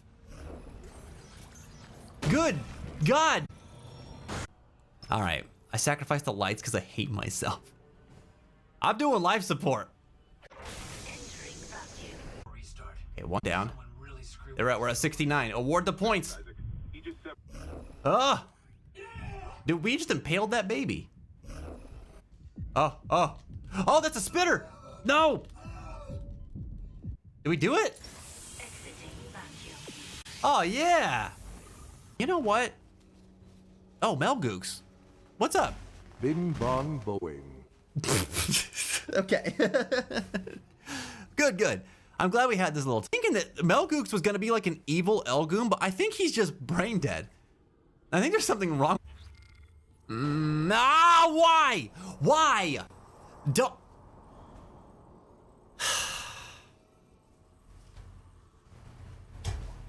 It's just mean, Ghosty. It's just mean. You're trying to have a redux of last stream. Whoa. Dude, this is so cool. They should make a poster out of this. Attach clutch generator modules to restart centrifuge. All right, well, that is what I'm trying to do. And I'm so sorry. I cannot eat. I cannot sleep tonight. Oh my God. I forgot it opened us up into space, and that's why this happened. We better run. Run. I missed the thing. Crap. Oh my God, are you serious? We almost didn't make it. But we lived. Oh crap. This is where I should have had the pulse rifle. Oh no, dude.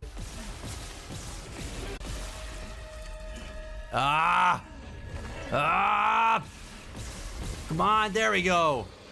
Yes. Hello. I'm your pal, Skellymans. Would you like to see me perform song and dance? And reach for the stars, maybe? We... Throw arm. Did that kill him?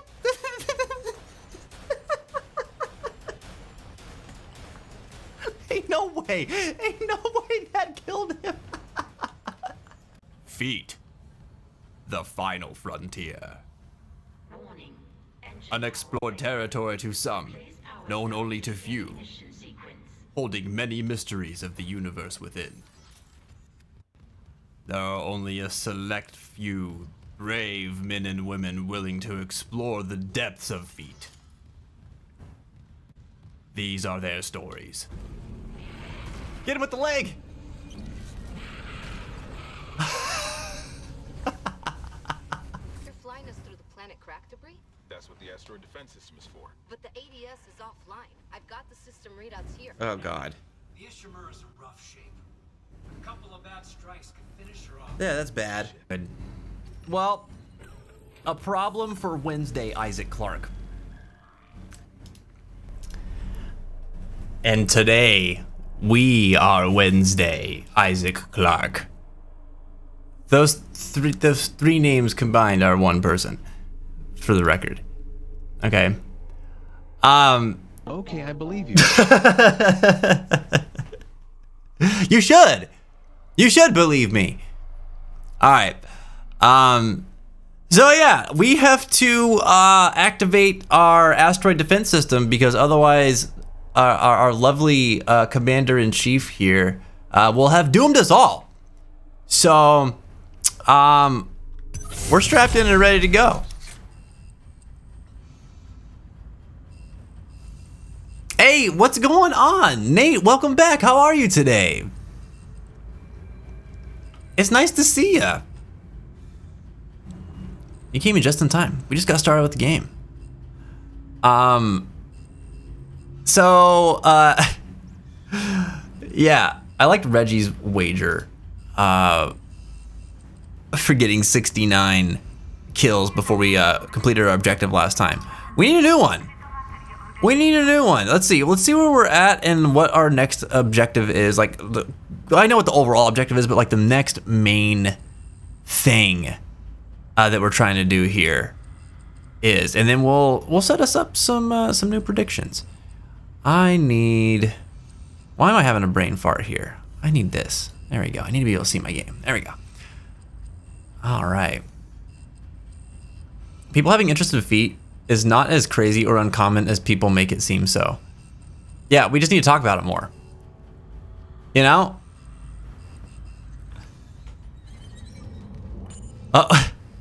Tonight on Unsolved Mysteries, Twitch streamer Fencechild plays Dead Space, but viewers claim something's watching him.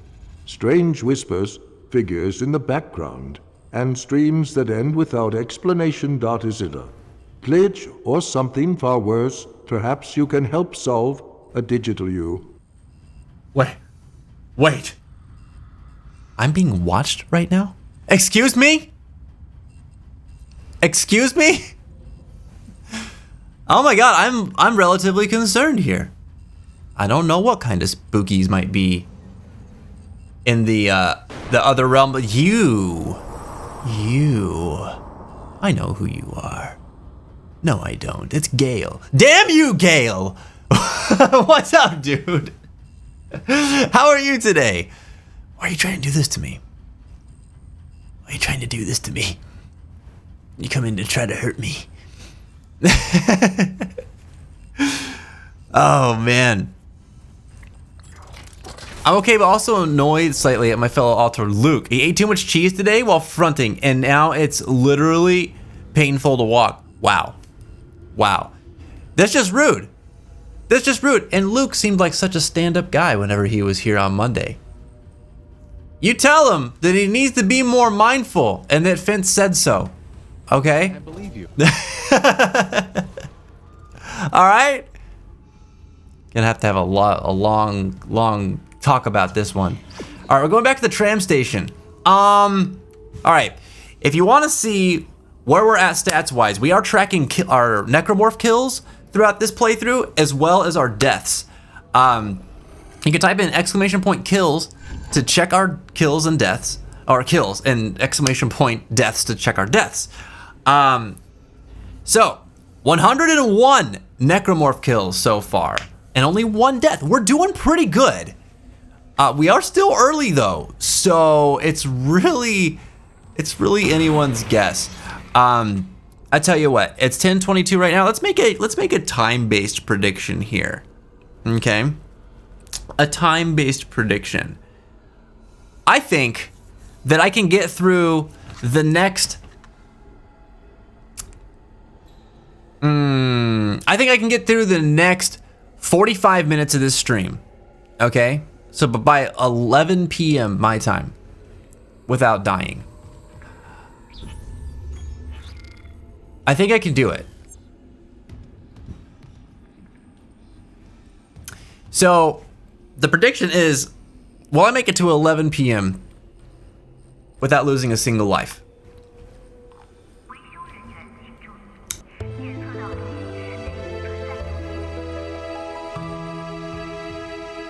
Now wait just a minute, Nate. That's not true. And you're making that up. Okay. Where's our okay?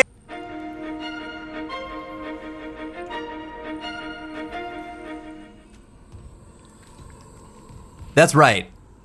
I am the little engine that could. I'm the little tall. Where are my lights? Okay. I thought something bad was about to happen. Cast your votes. You can offer up some channel points, and you have an opportunity to win some channel points. Remember, the more points you offer up, the more potential you have to win as well. Okay? Make your predictions in the chat. Oh, it looks like people are doing it right now. Good. We'll find out at 11 p.m. who wins. boated. Not true. Not true. All right, back to the control room.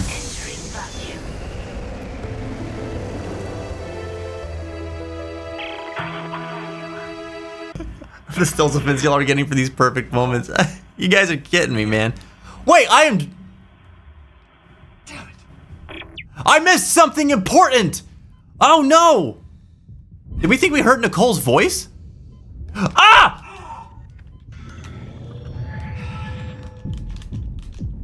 I wanted to look at chat. Here, sir. Have an arm. Oh, why won't you die? I'm suffocating, I think. Vince, I'm high rolling right now. Gale, yes! Yes, that's the way you do it. Wait, where's my oxygen? Oh, thank God. Okay, that was like very brief. Did we get hit by an asteroid? Is that why that happened? I missed something crucial. Oh my God.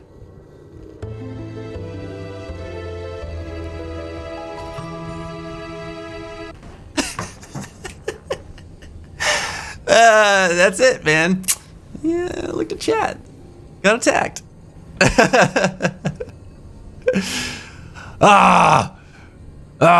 Okay. All right. Hold on. What do we have? I gotta look at this prediction. You guys got a few more minutes here to still make your predictions if you haven't done so yet. What are the standings again? There are 2,016 channel points on the line for yes. I can survive for 45 minutes. Damn right I can. Damn right I can. Look at that. We're gonna make this happen. Okay? Where do I need to go? Back this way. Okay. Alright. That's fine. I better spend my healing now. In case I get ambushed in the vacuum again. Actually, I want to go back out in the vacuum. Hold on a second.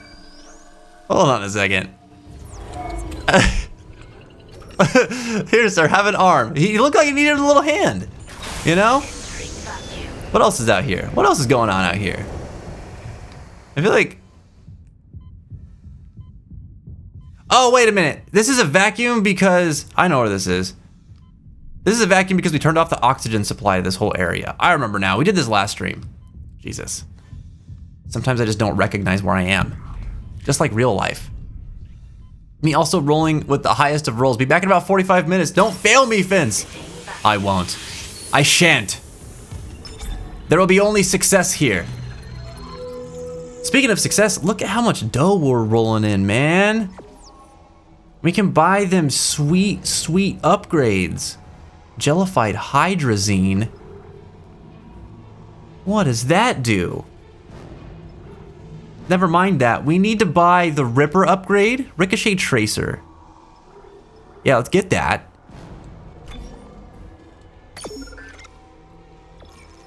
And then I gotta pull some stuff out of storage. Oh wait, should I keep the flamethrower? Should I keep that on me? All right, let me put some of this stuff in storage. I'm gonna put some of this ammo in storage. We're gonna sell the semiconductor. Okay. We need to go to a bench for the Ripper upgrade. And I think the pulse rifle, if we're gonna bring out the Ripper, we should put the pulse rifle up. Some say my name is Mel Gooks, however, my true name is Gexamal. Now, does that sound like stomach medicine? Yes. But it is what you'll need after eating Chocobo. On an unrelated note, Mark Douglas is having a 40% off sale. .da. I'm moving it. .da.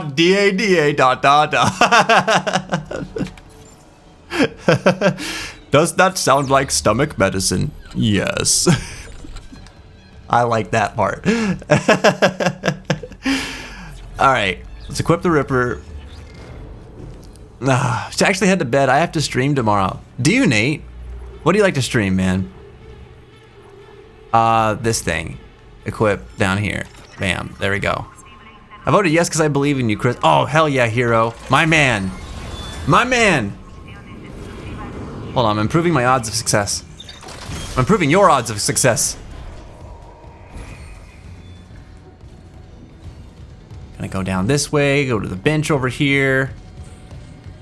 Dun, dun, dun, dun, dun, dun. All right. There we go. Ripper. Yes. Wow, that's way down here. What does it do? Gain an additional ricochet. Wow. That's very good. Okay, well, you know what? I don't need more ammo in the clip right now, so we'll wait on that. You know what I do need? I'm not wasting it yet, because I just spent health. More powerful plasma cutter, please. There we go. Okay. Nate, enjoy your lurk, buddy. It was good to see you tonight. I love how it keeps finding.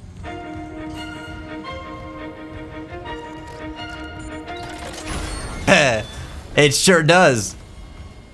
This is my favorite weapon. This is my favorite weapon. Alright, things are bad, dude.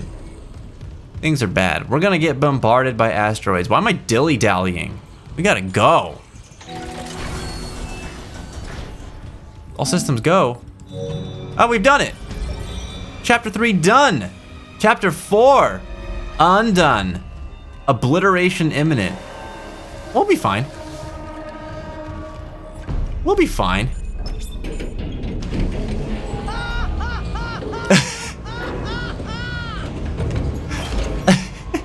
Why are you laughing at me? Why are you laughing at me, Titus?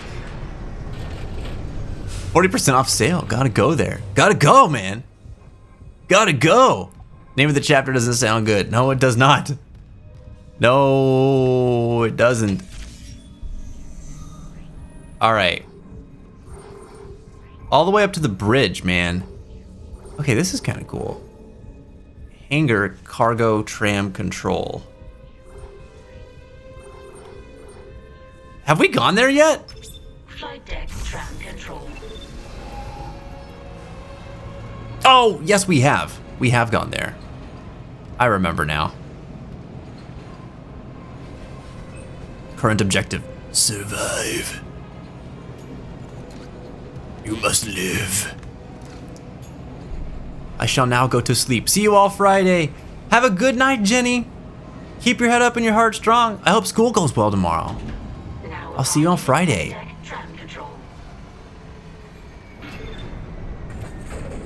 Yeah, this is not where we need to be. Yeah, no. I think I had it in my head that I was like, maybe there's a place that we are able to go to now that we don't need to go to, but is optional so we can pick up some extra goodies. No.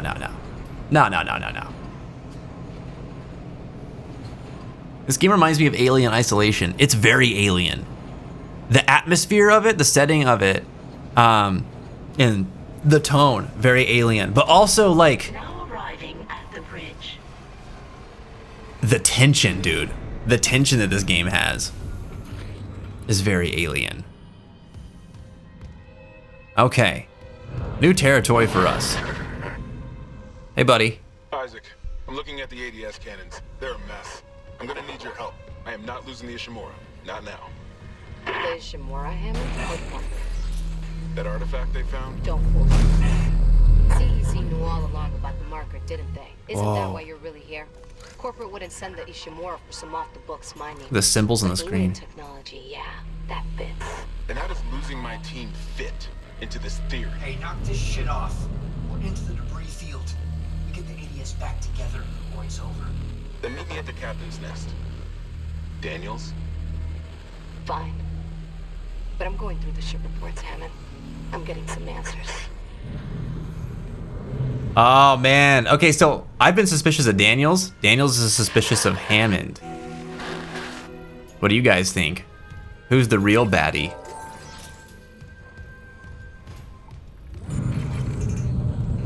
Where are we? Oh, right. Couldn't play that game. It looks way too scary. Alien Isolation is one of those games that I'll play for like a session or two and then I won't touch again for years. So I've played the beginning of that game a whole bunch of times at this point. I should play it through. That's a scary game.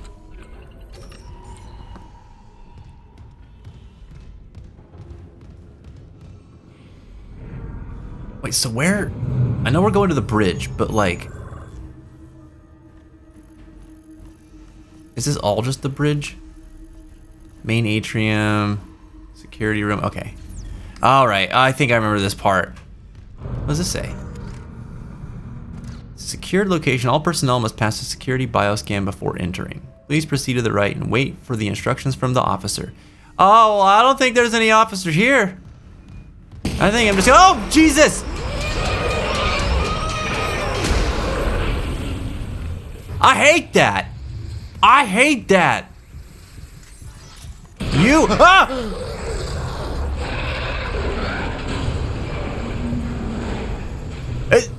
It's still there. Is it still there? Oh, that's another room. That was just straight up a monster guy. Oh, I thought that was just like environmental jump scare. Nope. Nope.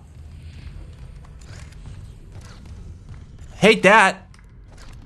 Don't want to deal with that. Jeez. Never forget what a dirty jump scare Alien Isolation pulled on me. What happened? Hammond is Dead Space Zavala. Does nothing, gives orders. And is a hero because of it. Okay. I can't afford nothing else. I mean, that's to be expected, right? Nothing's really changed since last time I went to the store.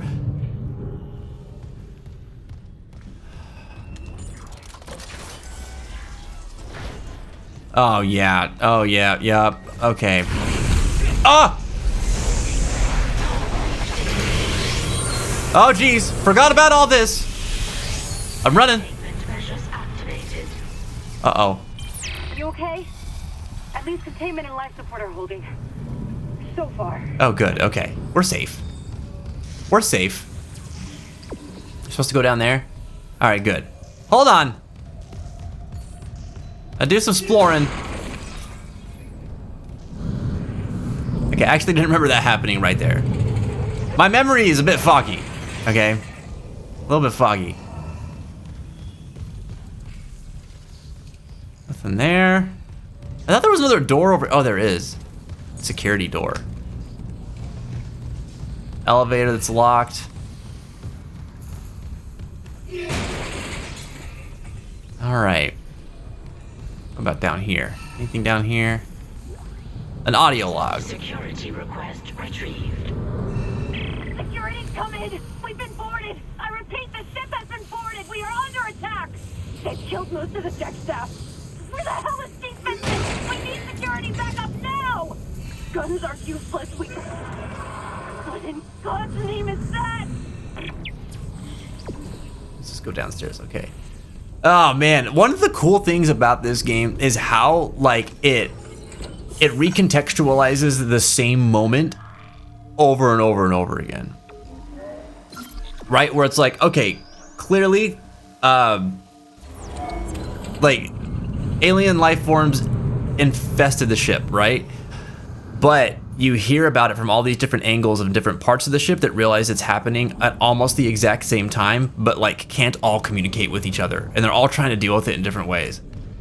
And it was all so very recent. Like it happened just before we got here.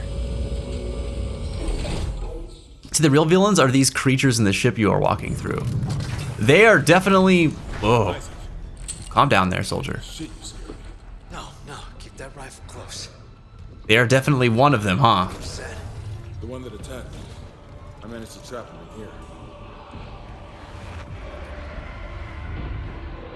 Isn't that... Space. That's Chen, yeah. You're not seeing things, right? That's Chen. You can't Yeah. Hammond. You're right. I should. The hell with it. Oh. There he goes. Pod 47 launched. I worked with him for years. atmosphere becoming... Poor Chen. We're gonna fix this, Hammond. For them. Isaac does look like Adam Sandler. What's going on? Why did they make him look like that? I can hold this position for a while, if no more asks. Hoobity habbity, skibbity boobity babbity. Hoobity hoobity hoobity ha. I'm Isaac Clarke.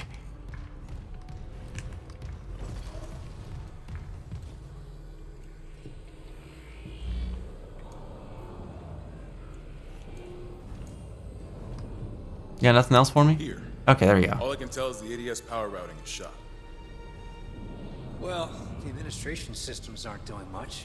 We could redirect power from there. I'd need to rewire the junction boxes, but we get the ADS cannons back. Good. Isaac, about what Daniel said. I don't know about any illegal mining or the marker. I swear, I'm just here for a repair mission. Look, Hammond, I don't know you or Daniels well enough to judge, but CEC had to know about the marker. The company, maybe. But shit like that's above my pay grade. Look, we can get into it later. You'll need a way down to those junction boxes. You can turn the atrium elevators back on from security. You'll have full access. I found a CEC executive key card. I'll upgrade your clearance. And you upgraded yours cool. already? Yeah, just in case. And Isaac, I heard something up there. Something big. Watch your back.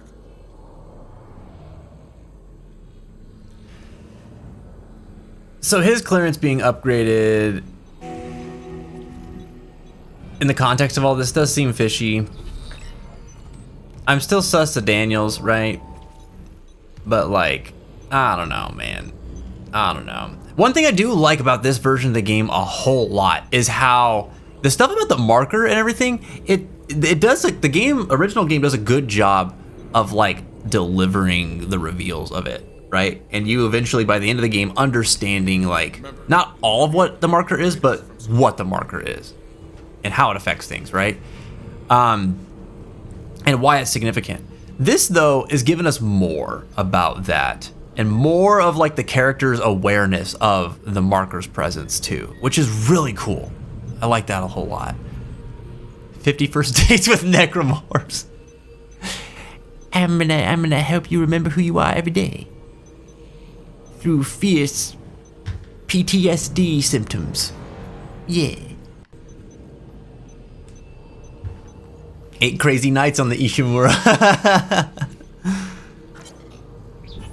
If we don't fix the ADS cannons, I'll be piloting. The dirty jump scare I was talking about was when I was hiding in an event and the xenomorph suddenly pulled up behind me like, "What's up, man? We hiding?" And he killed me. Oh no. Oh, you hiding? Me too. Oh, that's so scary. That's like that game's equivalent of an enemy appearing in a save point.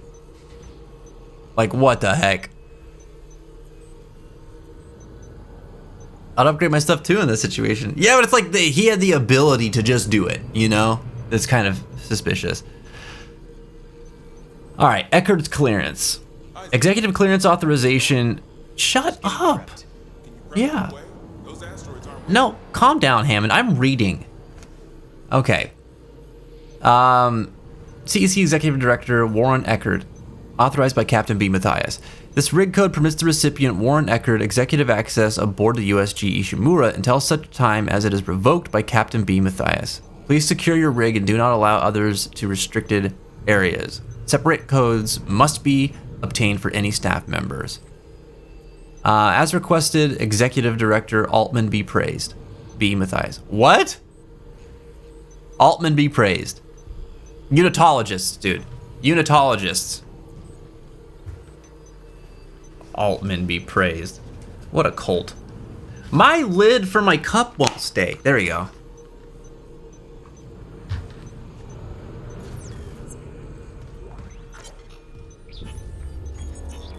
Priority message to Captain Mathias from Dr. T. Kine.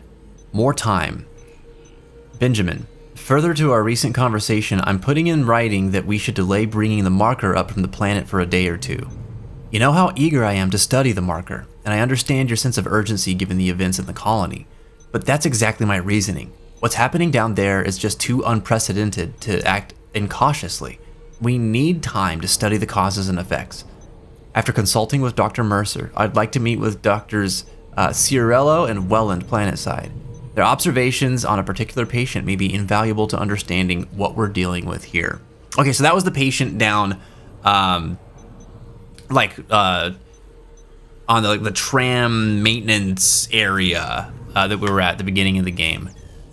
That they said like this patient's very important, right? Okay, so there was an event that happened on the planet. The mining crew that was on the planet came in contact with the marker. Things went bad. They transported the marker up on the ship anyway, maybe? And things got bad here. Master override activate. Warning. Multiple security protocols have been corrupted. Some areas may be inaccessible. Oh, this is Volker's rig, which we got. Acquire department rig permissions and compile master security override at this console. Oh, this is new. So we need to, oh. Damn, okay, this is a whole new thing. We need to find Chief Engineer Rousseau's rig. Do we just, I'm guessing that we just need to like, as we get more and more security clearance in different areas open up, as we revisit places, we will be looking out for these rigs. So, Kyne's mining deck hideout. So we gotta get to the mining deck. Mining Supervisor Dallas's rig, we'll probably find that at the mining deck. Chief Engineer Rousseau's rig. Comms Officer Bailey's rig.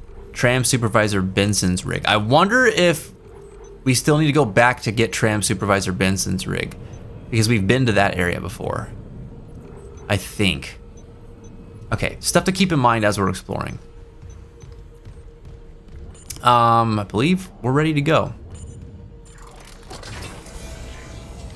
Xenomorph was like, I'd hide too if I saw myself. Self-aware Xenomorph. Never asks, what is Xenomorph?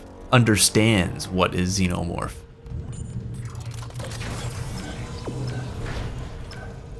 Something just snapped and realized he was the monster and had to kill me. Oh wait, this is my job. This is my purpose in life. Isaac, you have a spider on your suit. Oh man, you gotta get that off of him. It's not as bad as having a spider in his suit though. All right, we got more clearance. We're going through the door. Where are we at on time? 10:47. 13 more minutes. Wait, excuse me? Wait, excuse me. Oh! Oh my God! Oh, I remember this thing. Oh no! I'm in danger. I'm in danger. Oh! Oh! Oh!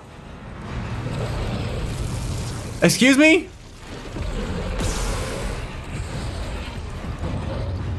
Oh! Isaac, I can see it on the monitor. There's a gap in its armor. Shoot it in the back. I'm shooting it in the back? Oh. Oh, we got a leg. Damn. The plasma cutter's beefed up, dude. It can't sprint at me anymore. Ha ha ha ha, you suck. You suck and I'm awesome. Stop it. Damn, that's it? Are we that beefed up? Quarantine lifted. I remember this fight being really hard. I remember this killing me many times. My guy. No, we are decked out, dude.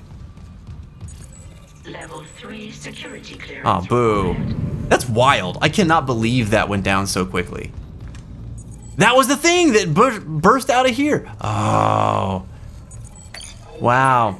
I think this is the first moment in this game I felt disappointment. That should have been way harder. Atrium elevators are now online.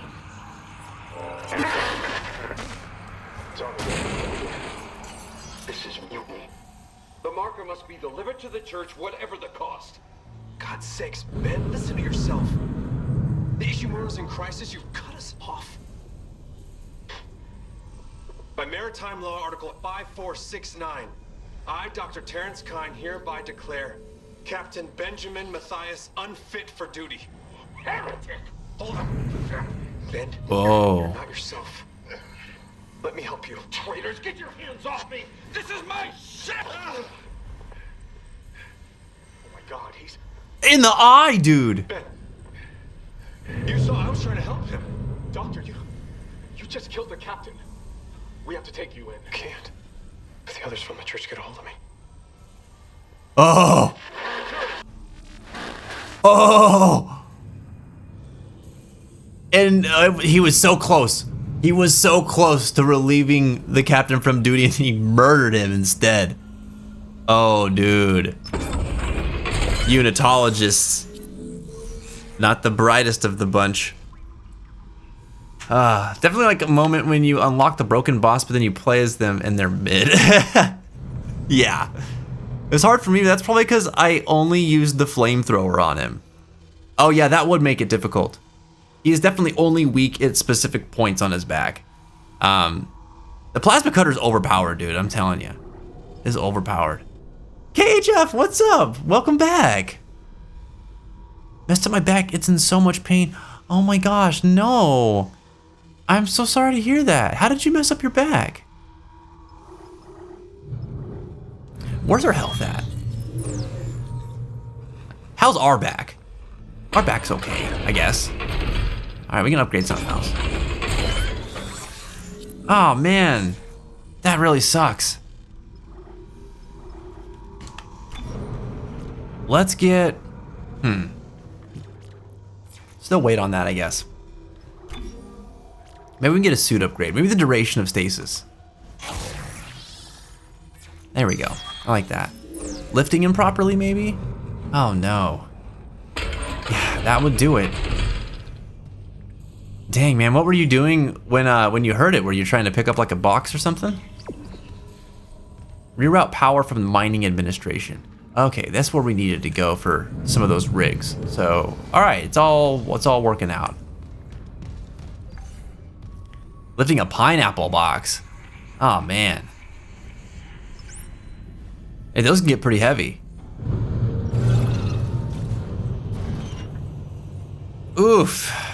Do you have like a heating pad or anything like that at home?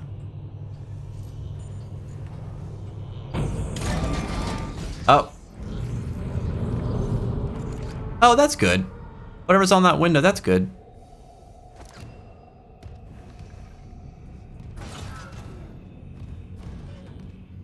Ah, jeez. All right.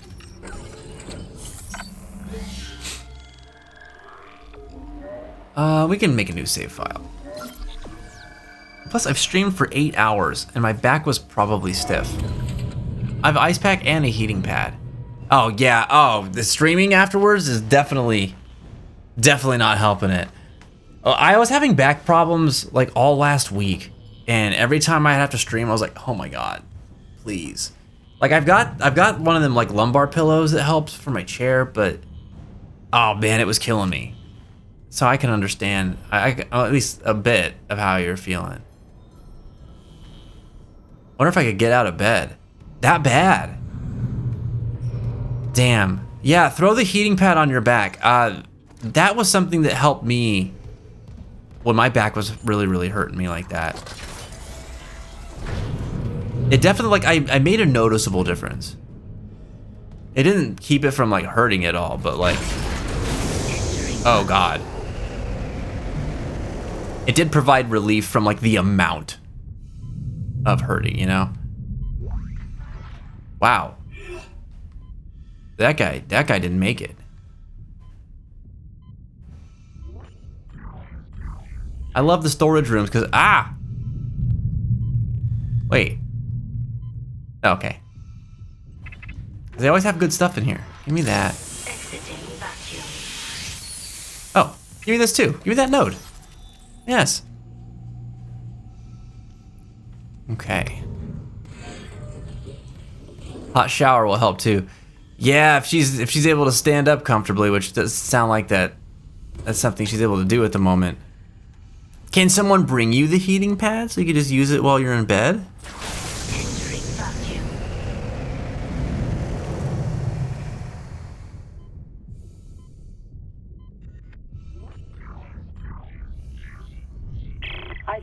electrical hazards on the floor ahead of you. 60 deck plating doesn't play well with power surges. Watch your step. Oh, I don't want to deal with electricity. Clearance confirmed. Records office. Let's go in there instead and do some light reading. Whoa. Hey. The contact beam. Oh, here we go. This thing's bad, dude. Yeah, I love the contact beam. I'm sorry, guy. You didn't make it. But I will carry on your legacy. What's this? Contact energy. Good, perfect.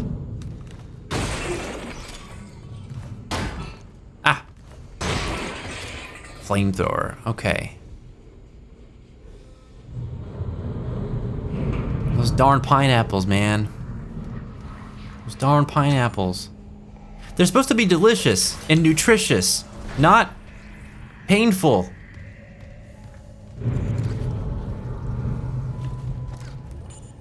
It's like the plasma cutter, but cooler. It's so much cooler. Hold on, let's look at this thing actually. I feel like, if I remember right, this is this game's equivalent to the rocket launcher. Heavy duty energy projector. Primary fire, and then the asteroid cutter. Doesn't this thing charge up? It costs 3 energy.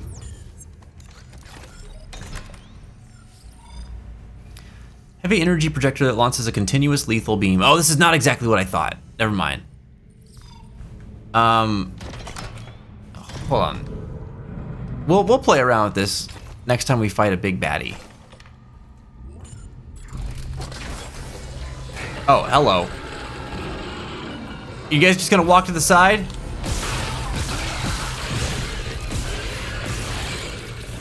Oh, okay. I think. Oh! I knew it was gonna be a vent, but I didn't expect it to be on the ceiling. Ah! Give me that. Jeez, that scared me, man. Oh. All right. Yep. Yeah, 2 of them. 103. Add the 4th one too. Oh. This one's not dead.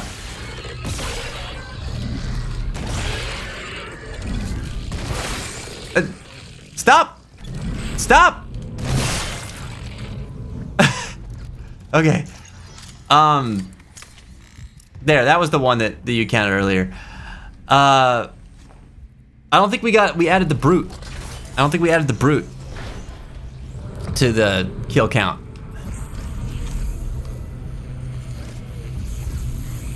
Oh no.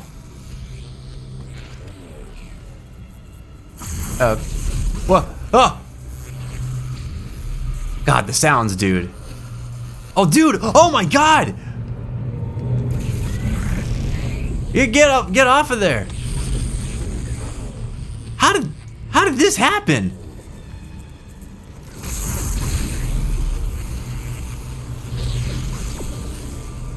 Hold on. It's not safe up there, guys. Come down. Come down from there.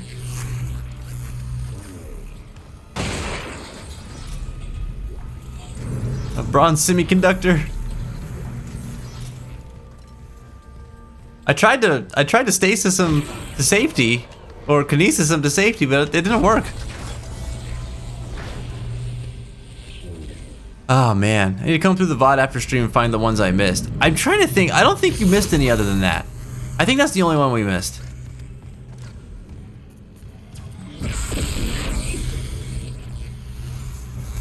Maintenance. We gotta turn off all the electricity.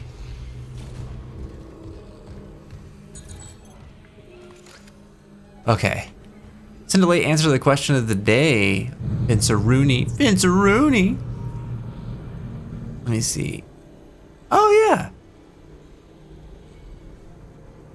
Sorry, I missed a few things. I get all like in the zone with this. So thanks for letting me know.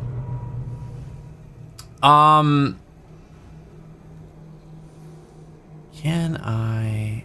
Let's see. The concept of spirits and ghosts and spirituality has taken a very different turn in recent days. I think that with the gradual abandonment of traditional beliefs that sustains the more numinous qualities of ghosts and spirits, so then goes our fear of them. I think for a lot of people, including myself, who've abandoned such beliefs, the spookiness of these ideas has lost their teeth. I think this is why stories like Dead Space is far more frightening on the offset. Yeah, like ghost stories could still be like pretty haunting to me, no pun intended. But the context around them really matters, right? Just relying on the idea that like ghosts and spirits in general are all like malevolent, malicious things doesn't really do it for me. Because like Hero was saying earlier, like they're just you kind of view them like as just people but ghosts, you know, like they're there for their own reasons. But also, like, you bring up a good point. I think that there's a lot of like religious principles that drove a lot of the like idea that, oh, this is a sign of evil.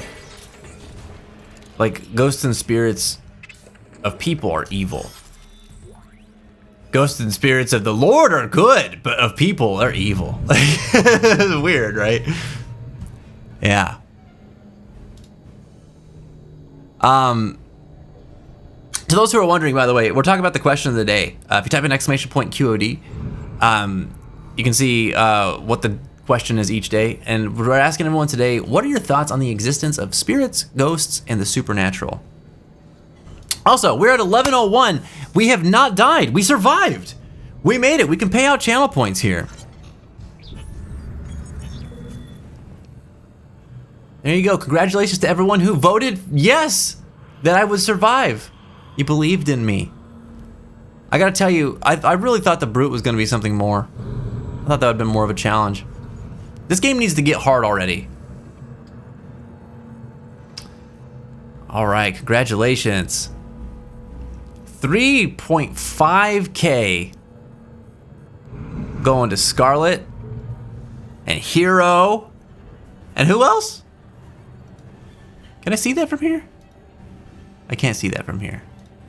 Dang, man. You used cheat codes. I used the Game Shark.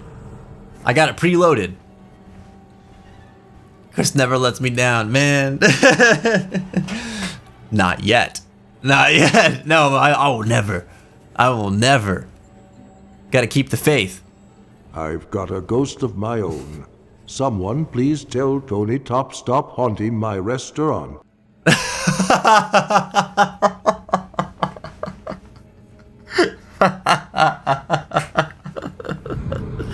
I wasn't expecting the callback. Tony, stop it! Get out of here! Oh man, now Melgooks is haunted by Tony Staines. All right, tracking infection. I'm really looking at this text log here. Mining administration log in Thibodeau. The admin support officer, trying to work out how fast they got or how fast they spread. The flight deck was the first to go, probably thanks to that shuttle crash. Most of the medical was overrun too and losing ground by the hour. Engineering can't be far behind. No word from cargo or communications, so not expecting anything but bad news when we do. Our best hope seems to be the mining deck. Dallas says the infrastructure down there is still running, but if they took out security that fast, how long can we hold out?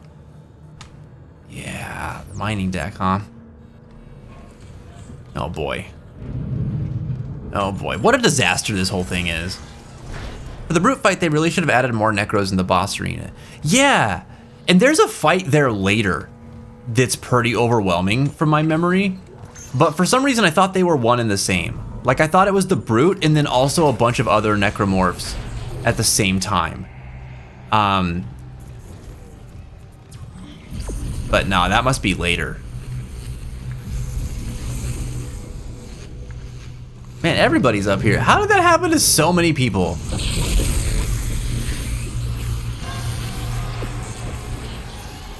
High places are dangerous when you're under siege. Excuse me? That's not okay. That's not okay, Oh! Oh! There's a baby over there. Oh! Oh my gosh! Baby, please! Why did it explode? What? I'm dying!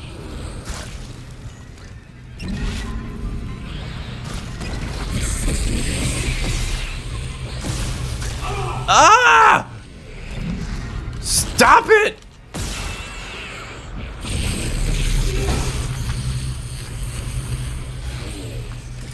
Oh my gosh. Okay. All right. Professor, one of the two. Man, almost died to an infant. It was a surprise infant, okay? It's not my fault. Surprise infants are deadly. As is the mental gymnastics my brain is having to do right now because of Jin's sensor. How much health do I have left? This is why I'm never becoming a mother.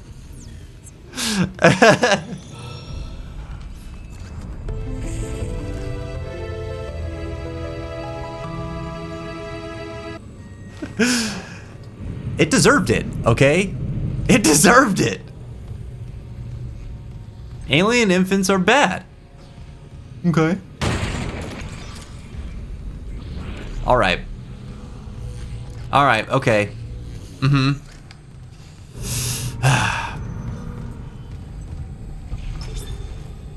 Mining. ADS cannons. Power transferred from mining administration to ADS cannons. We don't need to mine right now. Just got an update. Power diverted from mining administration network. That's one. Yeah, perfect. We still need more power. A couple more systems should do it. What? Need. I like that you can still hear the game sound when those meme things come up. Oh, can you really? That's cool. Oh! Oh! Oh! Oh! Hello? Oh! I'm not gonna read that. Haha! There's another one. Oh! Please no! No! I said one! I actually forgot to start a timer. I don't know how many freaking minutes it's been. Oh, you can type oops reset to reset the counter. Oh my gosh. Oh. I shouldn't be back here. I shouldn't be back here at all.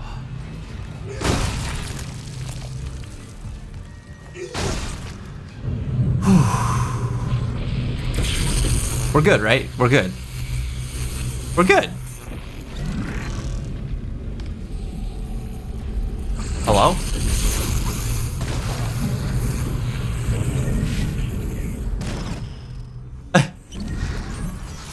I think we're good.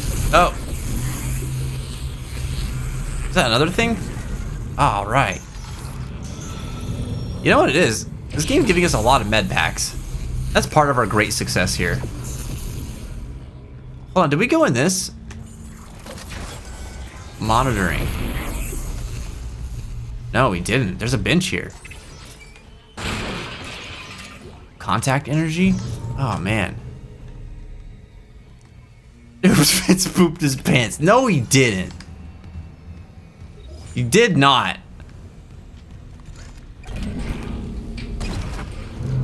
Okay, I believe you.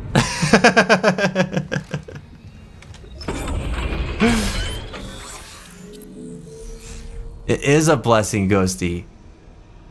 It is. Okay, wait. Is this a good time to heal? We only have 1 pack left. I just used a bunch of them. Okay. I see. So I got 3 squats that I gotta deliver on. Man. Alright, hold on. Hold on. Let me upgrade first. Wait, we're not even gonna need music for that. Should I just keep powering this thing up? Like, the plasma cutter is ridiculous, dude. Damage over time to each shot. Are you kidding me? Are you kidding me? This thing is nuts. But I want the Ripper. I want the Ripper. I think we're gonna do some things with the Ripper. Or wait, the contact beam. Oh, maybe the suit. What do I do? I kind of don't want to upgrade anything at the moment. I don't feel like I need to, but you know what? Quality of life. Get more air. And why not? What is this? Rate of fire. Oh boy, here we go. Here we go. That's it. Plasma cutter is your main weapon. Only use other weapons if you ran out of ammo for it. Honestly, it's a good way to go. It preps you for some of the other stuff to do. If you like, if you want to get the platinum in this game, one of the trophies is you have to beat the game with only the plasma cutter. And at first it seemed like that would be tough, but no, it's very good. It's a very good weapon. It's really the only weapon you need in most cases. I guess that's all that's here. All right. Out we go. All right, you know what? I'm gonna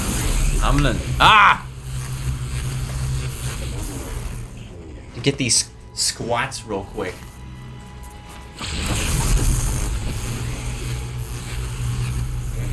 Oh.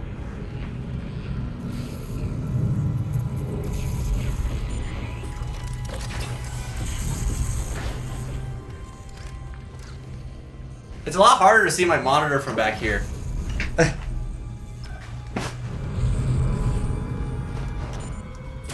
What are the weapons? Ripper is the saw blade thing? Yeah, Ripper's the saw blade thing. Whoa. Okay, that scared me. So this is the plasma cutter. This is the contact beam. This is the Ripper, which yeah is the saw blade thing. And then obviously we have the flamethrower. Oh, I think I know what you're thinking. Just in case I don't, this is actually a great game to use this channel point redeem. But you guys can decide what gear I wear or what weapons I use. It was that. Oh, perfect. So especially in a survival horror game, that's actually kind of a brutal thing.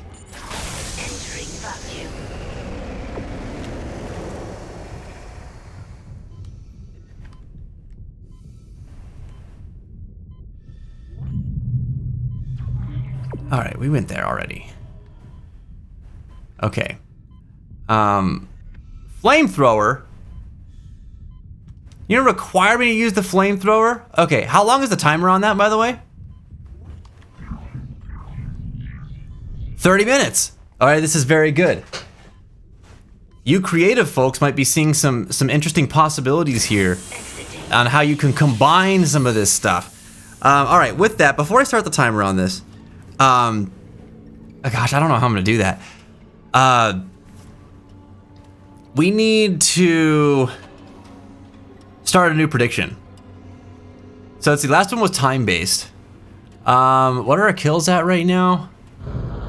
Let's see. 109. And our death's still at 1. Oh, man. Oh, man. I think we should... Our last one was focused on deaths and time. Let's see.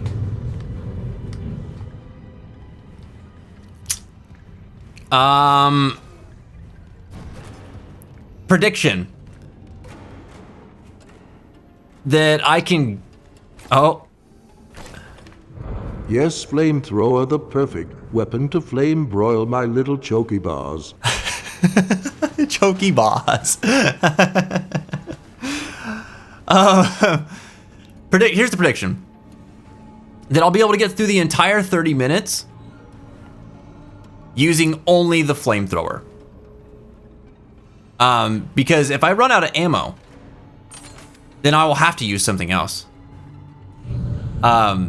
So that I will successfully get through 30 minutes with only the flamethrower. Okay? If I don't, you can bet on whether or not I succeed in that. Because that's actually going to be kind of hard. Especially if we've got fights coming up, which I'm not sure what's coming up next. Because I just can't remember specifically. But let's try that. And then I'll get us a timer.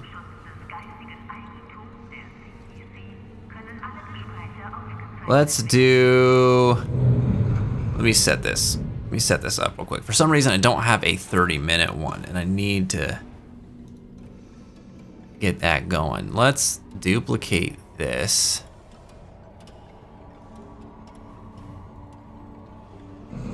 And we'll make it 30 minutes.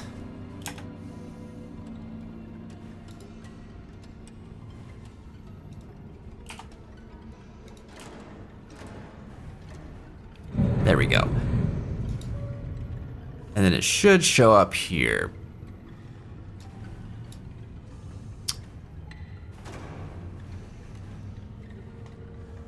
All right, there it is. Did you upgrade your flamethrower? I sure didn't. I sure did not upgrade my flamethrower. All right, predictions live. Will I be able to successfully complete the next 30 minutes with only my flamethrower, or will I have to switch weapons or use some other method of combat? Will I successfully be able to do this or not? I feel like I have to speak like a caveman to get these prediction titles in. It definitely is, yeah. Yeah. What? Why the scream?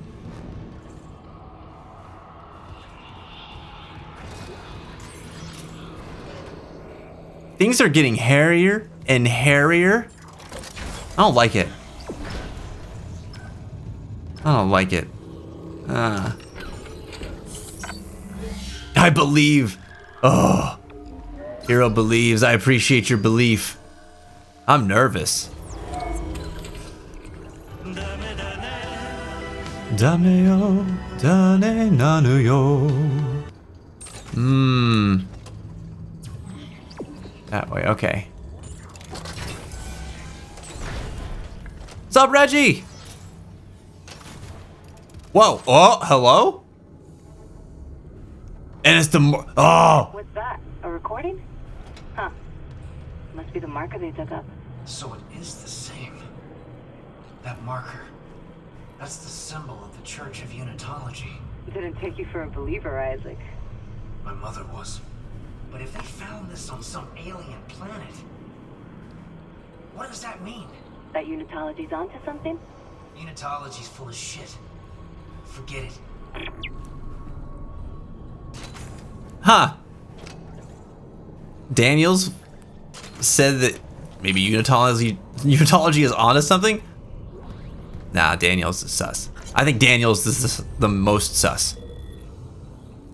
Do you like my objectively correct Organization 13 tier list I put in Gaming Hub, by the way? Oh, for Reggie? Yeah. You return from your impromptu nap. Your impromptu nap. United We Ascend?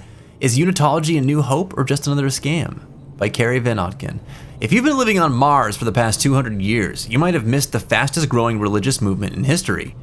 Unitology boasts a following of millions, counts powerful CEOs and officials in its ranks, claims $78 billion of stock in multi-global companies, and owns two of Earth's largest financial institutions, GPSG Financial and Unitas Energy Investments. From its beginnings as a cult of personality, Unitology has become a respected, established religion. Most people know the basics. 200 years ago, Michael Altman, a respected geophysicist, blew the whistle on what he claimed to be the biggest cover-up ever instituted by EarthGov, the discovery of an artifact, or marker, which proved beyond any doubt there is alien life in the universe. The government labeled Altman a kook, but his claims struck a chord with some, and his mysterious death soon afterwards fueled that interest, along with civil unrest and demands for action. Unitologists believe the marker contained a code, the key of eternal life, through rebirth and ascension to heaven. The kicker is you have to die first. They say the government is hiding the marker somewhere, keeping its secrets for themselves. Across all of human space, Unitologists praise Altman's martyrdom and await the day God comes to take them to their new life beyond death. It all sounds pretty harmless, but like any cult, there's a dark side. Unitologists are ranked in the church. Nobody ever talks about it, but most of its critics believe there are at least 3 ranks above the average believer or initiate. With each new rank, more of the church's inner workings and research is revealed to a follower, and these ranks are achieved by one simple criteria: giving money and power to the church. Think taking all your money's bad? The church also requires their members to donate their bodies after death. Why? What do they do with them? Nobody will say, and attempts to infiltrate the inner circle have failed. With their emphasis on transformation and rebirth, maybe we wouldn't like the answer even if they told us. One rumor that also refuses to die says the church is funding a secret shipbuilding program. Some claim to have seen the fleet. No documentary evidence has ever been supplied, but the claimants all say these mausoleum ships, despite their huge size. And it's continued on page 94. Mausoleum ships? So that's what they're assuming they're doing with all these bodies. That's wild. That is wild. Oh man, Reggie, how was your nap, man?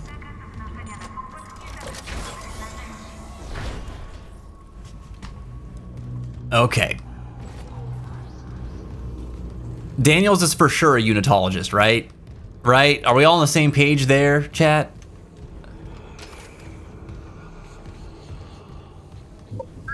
Oh, that sounds bad.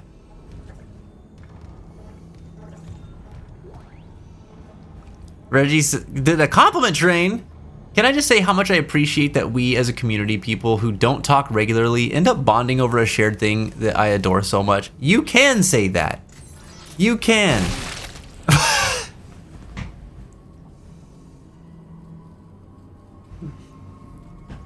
My intrusive thoughts manifest as such unhinged looking moments in this game specifically.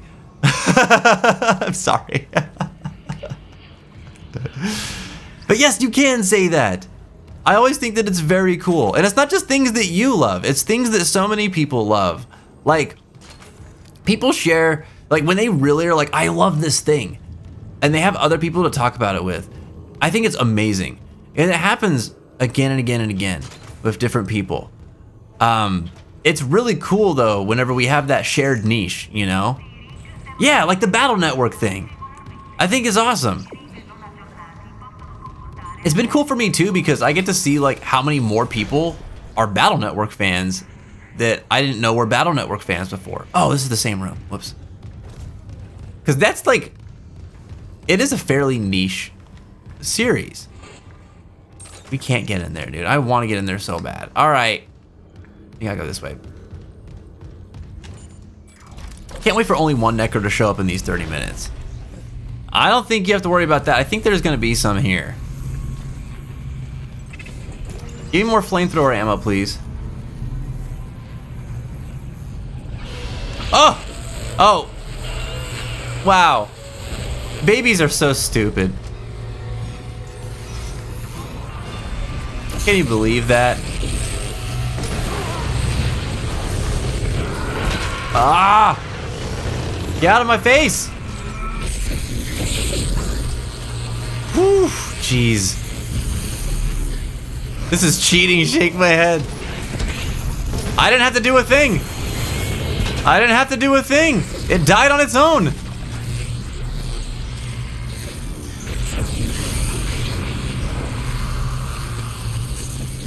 Ooh, wait, did I miss? There's boxes over there. What? Why is there music? What's happening? Ah! Oh, God!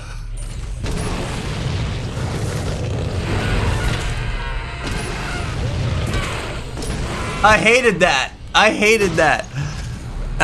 God. Jeez, dude.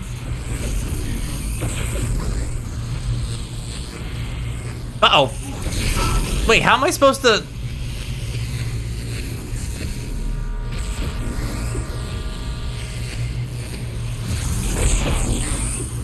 Wow, the timing on that's tight. Some credits and a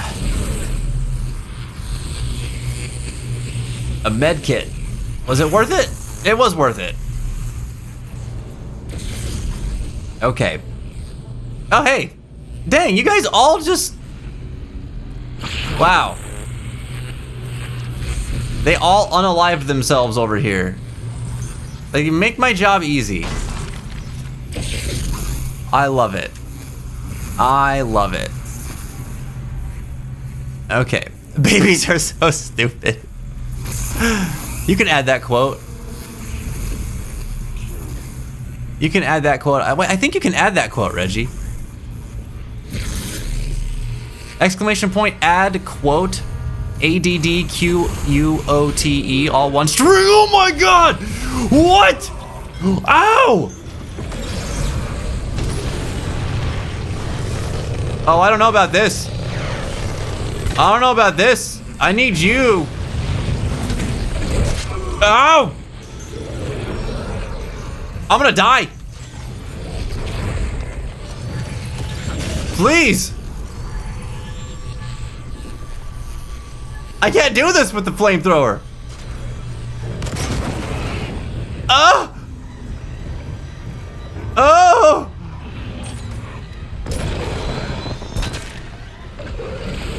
Oh!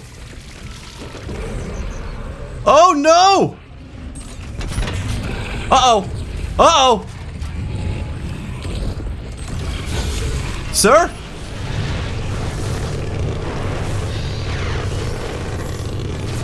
Please.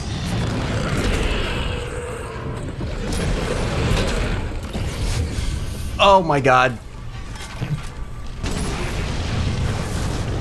My God. Oh! Oh!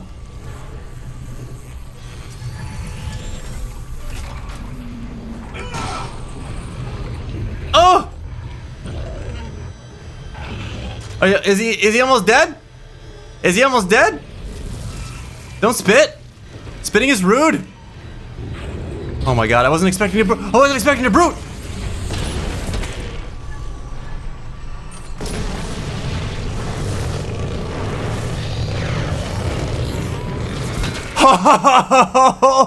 Oh yeah! We did it! Take that!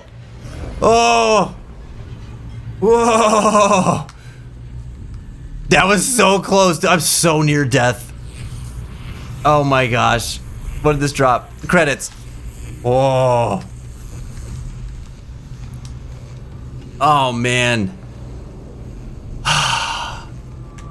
That was so scary. I thought for sure I was toast, dude. Alright, where are we at here? Got some semiconductors. Oh, good. Oh, good. I get 4 stars on my Battle Network 2 file, but I can't get the 5th one because it's locked behind PvP. Oh, is it for real? Oh, that's annoying. That's annoying. Oh, Reggie, you almost nailed it. Do the same thing, but reverse the command name. Quote add instead of add quote. That was my bad, wasn't it? I said add quote, didn't I? I'm so sorry. That was me. That was me. You followed directions beautifully. And then I read it, and I was like, that is not what I said. I'm sorry. Quote ad. Quote ad. Okay. I will never be able to add this death counter. That's good for me. That's good for me. The fact that I even have 1 on there is like a little heartbreaking for me, to be honest. I can't believe I died the way I did the first time. Whoa, whoa, whoa, whoa.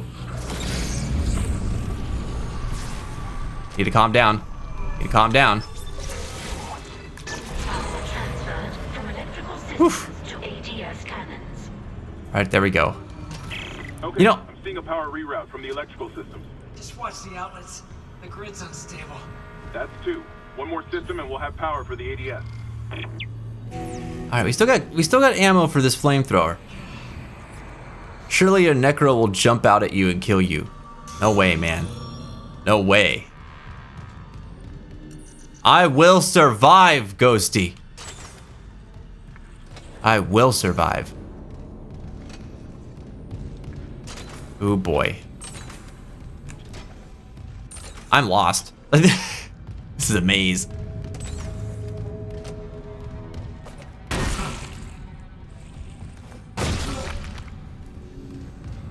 Okay. Need to do PvP and BN2 to get the secret chips, and there are 10 of them? Really? Dang, they hit a lot of them behind that.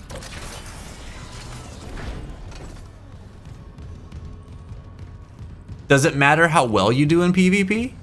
Do you have to win? What is that? Isaac, I Oh, it's a save point. Ishimura's MedSci reports. They're a fucking horror show.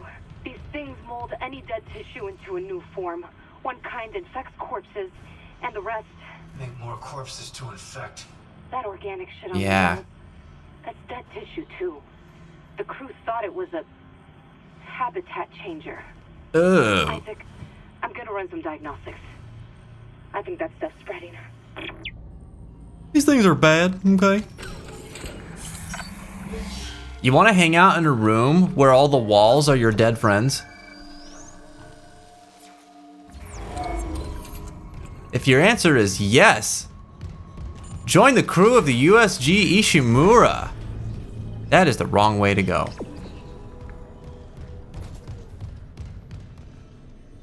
I think it matters, but BN2 PvP is Most folks either play 5 or 6, and if people played BN2 PvP, it'd be like full of people having cheese folders.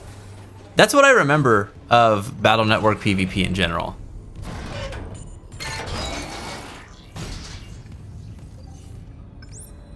Wonder why the captain took so long to turn. The captain... Well, so I don't think that... Like, the way that I think that it works is people usually go mad and kill themselves. Or they go mad and kill other people. And that's usually due to the influence of the marker, right? I don't think you can get infected, per se. I think you have to be dead, and then your tissue can be manipulated by these necromorphs. Specifically the ones that, like, reanimate. So I think maybe the captain just... Oh my god! That scared the hell out of me! I can't do that. Ow, get off me! My brain isn't working! Yeah! I forgot he does that! That's so cool! There's too many! There's too many! He's dead. Up! I need that. Oh, that was not a health pack. That was credits. Is he dead? Okay. God. The jump scares tonight, dude. They have been getting me left and right. I'm usually not one to get hit by the jump scares too much. But this game's atmosphere, like every time I play this game, I'm constantly tense. Just constantly tense. Is there a bench somewhere? Do we have nodes? We have one node. I need a heal pretty bad. I think there's one down here.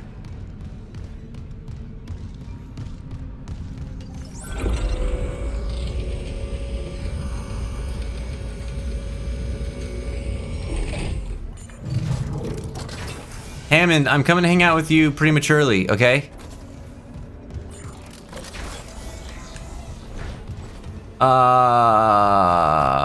Wait, there's no bench down here? I thought there was. Oh, damn it.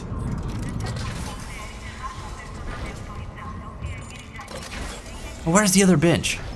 I know there's one nearby.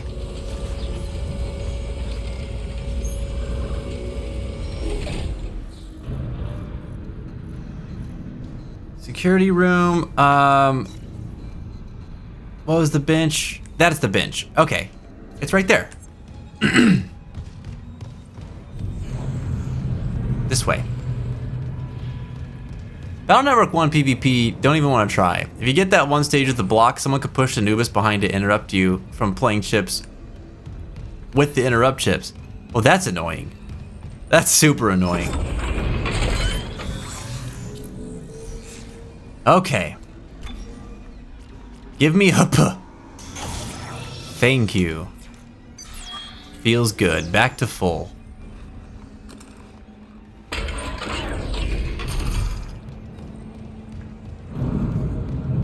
Alright, now then, we can go down that elevator.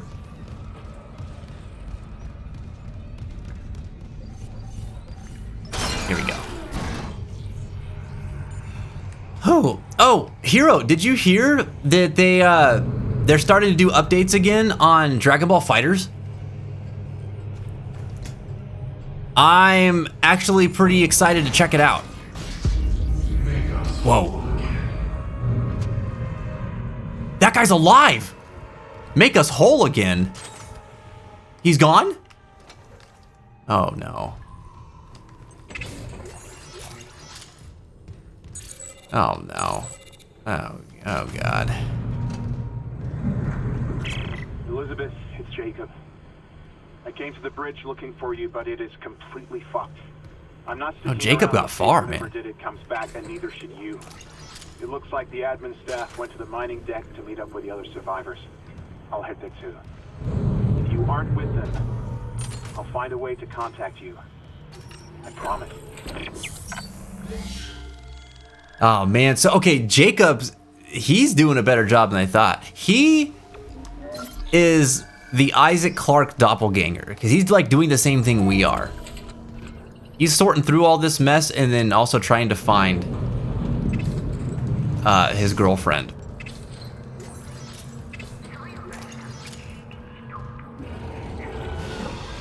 Oh no, no. Can I stop using this flamethrower yet? Oh, there's more. Oh, there's more.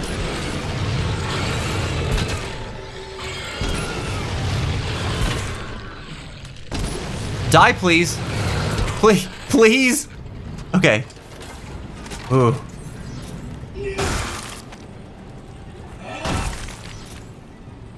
All right. Good deal. Good deal. 8 minutes left. Almost 9 minutes left. This is gonna start getting hairy. How much do I have?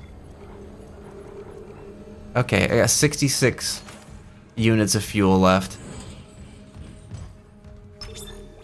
All right, we'll turn off the water purification over to ADS. Okay. Transferred from water purification to ADS cannons. We got it. The ADS cannons are back online. Wait, auto-targeting offline. Oh. Calibration data not found. Uh-oh, we gotta calibrate the cannons. The cannons are useless. Oh no. What about manual targeting? You want to go out there with all that shit raining down and target the ADS cannons manually? If I give the cannons enough targeting data, it'll recalibrate the system. You got a better idea? Christ. I'll open exterior access. I hope you know what you're doing. Oh, I remember this part now.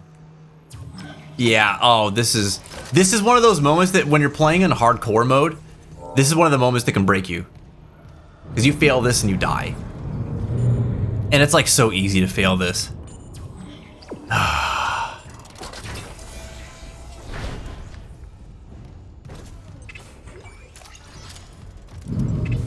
So in hardcore mode, in Dead Space 1, I think you can only save the game, what is it, 3 times? Is it 1 time or 3 times? Wait, what kind of schematics did we get? Intermediate engineer rig. Oh yeah, get some more defense. Oh jeez. Do flamethrowers even work in outer space? They should not be able to, no.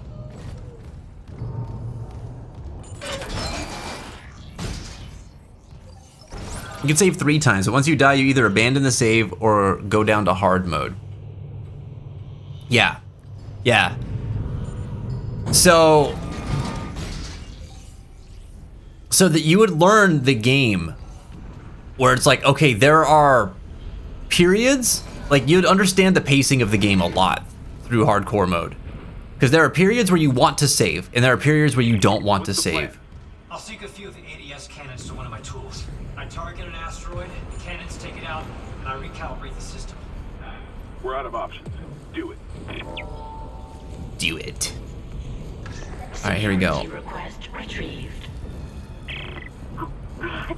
Someone stop him! This is Second Officer Sheik. I need security here right now. Uh-oh. Coming. White. For Christ's sake.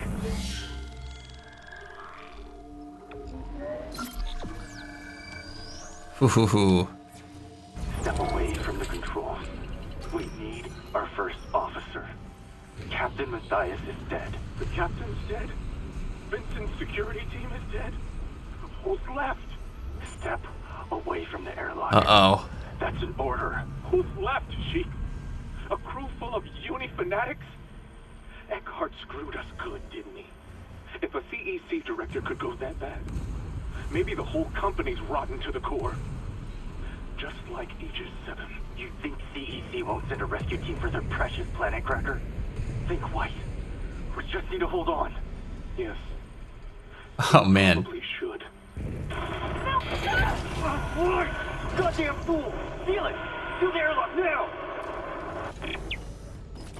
Wow. Lost his head. Yeah, not permadeath. Not permadeath. Yeah, unless they changed it for some reason, but you can only save 3 times, you basically gave yourself 3 checkpoints for your entire playthrough. If I remember, I think there are 15 chapters in this game. Maybe this one only has 12. Maybe Dead Space 2 has 15 chapters. Oh boy. Sync with the tool like the ADS cannon. Syncing targeting system. Oh, I see. Wait, this is something different. I don't remember it being like this. Can I not? Oh, I have to call a strike with X. I see.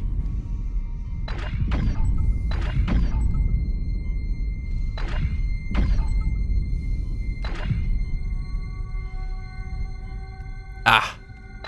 Calibration complete. Cannon auto-targeting online. Where do we get more oxygen? Hull integrity compromised. Syncing targeting system.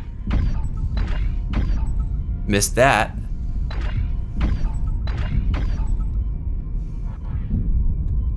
Calibration complete. Cannon auto-targeting online. Oh, this is not good. This is not good. I don't think I'm gonna be able to make it back. I don't think I have oxygen either. Oh no! I'm toast! I'm toast! No! Ah, of course that's gonna be what gets me. Oh no!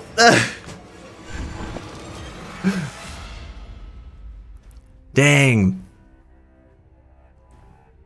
Easy, just save after every 5. The math checks out right. You think that, but there are some chapters that are significantly harder than the other ones. So like, there would be groupings. Like I remember this in Dead Space 2. There was like chapter 7 was a notoriously difficult chapter, and so what you wanted to save. You didn't want to save it all until you beat chapter 7. But because chapter 7 was so hard, you kind of wanted to save before you went into chapter 7. But then you wouldn't be able to set up multiple checkpoints for chapters, I think it was like 9 through 13, which were all very challenging in their own right and had sections that were like kind of like this, where it's like the gameplay is a little different than all the other stuff that you're doing. And you had like instant death opportunities where if you just made one misstep, it was all over. And so you wanted to save when you got beyond those or just before them, depending on how you were approaching it. That way you wouldn't have to play through a large chunk of the game only to get to that part again where a single misstep could send you back 3 or 4 chapters. So if you would plan everything out accordingly on top of all your resource management and it was a lot, but it was really satisfying to do. I can't believe, do we have to do this just very quickly? This is a totally different system, by the way. In the original, you got into it was like in Star Wars, in one of those like turret pods, and then you had to shoot down the asteroids as they came in. It was quite unforgiving actually, because you could fail that pretty easily. So this must be what they did to replace that. I don't think that counts towards a prediction, right? I don't think so, no. Because we're talking about if I'm only using the flamethrower. Yeah, because I'm not actually shooting anything. I'm just marking targets. And like, we have to do this.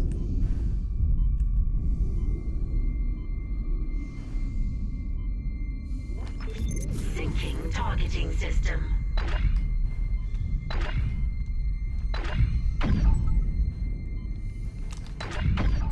Okay. How did that miss? Calibration complete. Cannon auto-targeting online. There has to be a place for air out here. Syncing targeting system.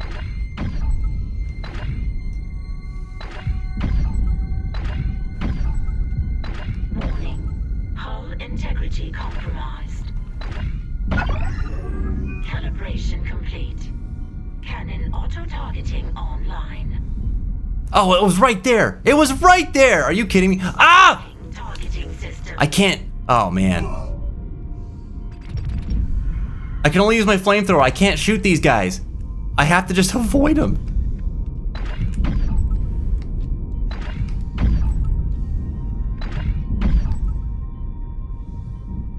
Stop. It hasn't yet. The timer is... Oh, I guess the timer did go off, didn't it? You're right. You're right. Ow. All right, good. You punk, where are you?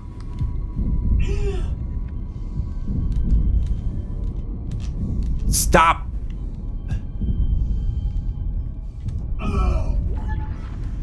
I am getting just absolutely wrecked by these guys. God dang it, dude.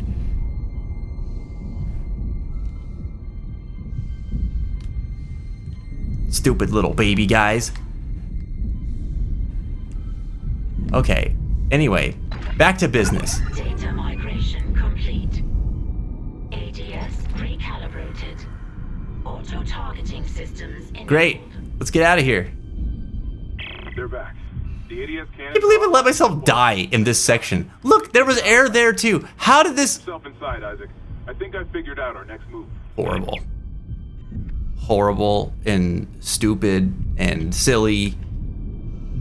Hold on, there might be some like hidden valuable out here. There's someone's rig out here maybe? Wahoo! Yes, we did it.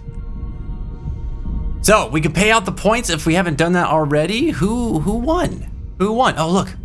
Look, it's a thing. White's rig. Oh no. These poor guys. Here,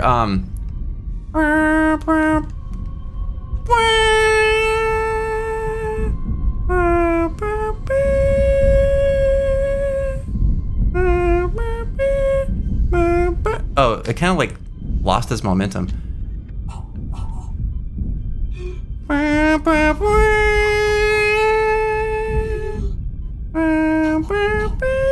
I better get some air.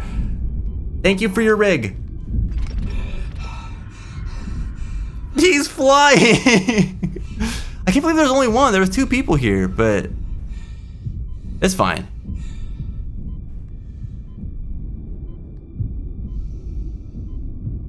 I'm glad we explored. Very good. Very good. Let's see. Yeah, who won the points though? Congratulations to the winners. We got 10 minutes left. Oh man. All right, good timing. Everyone won. Hell yeah. Hell yeah. Isaac runs out of oxygen being a goof in space.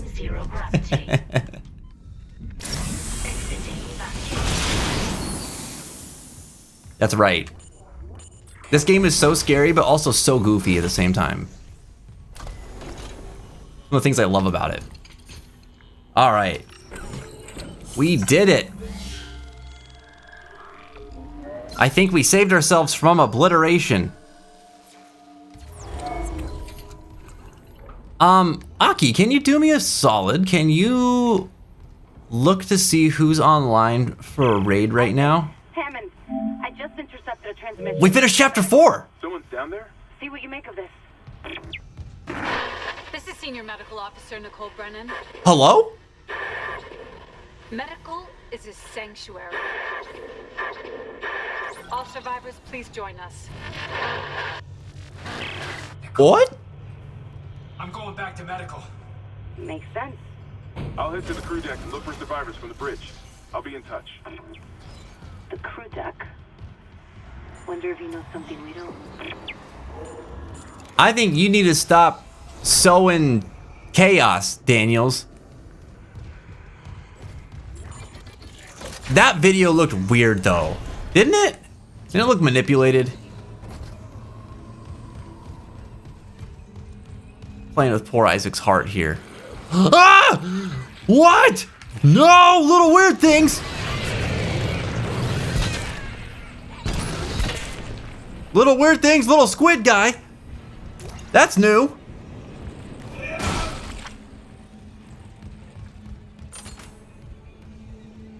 Oh boy, oh no. Oh, we got a clip? Wait, I gotta see this. I have a question for the audience. Have you considered the planet Earth being in space? Would you also consider the people living on Earth as in space? This is important. Say no. Say no, chat.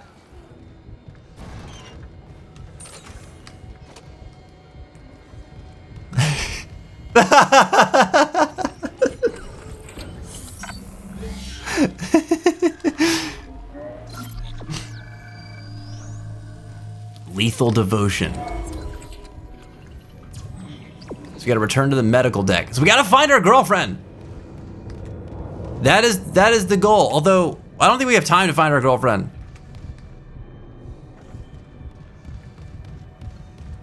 Yes. No.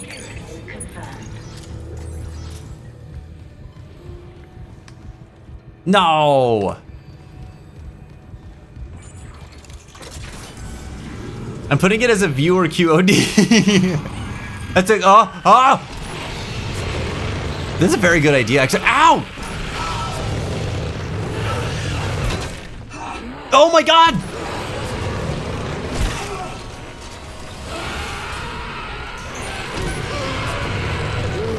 Uh-oh.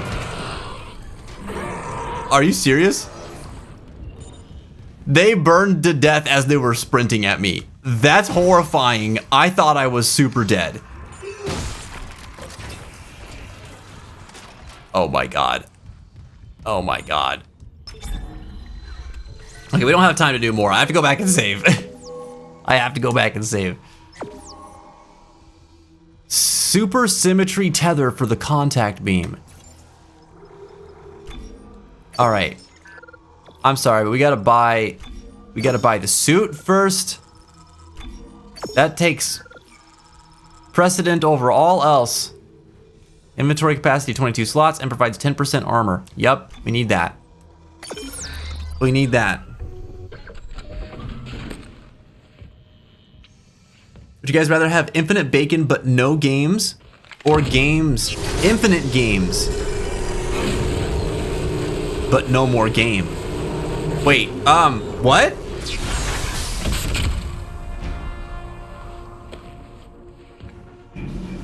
What? Hold on, I don't understand the question.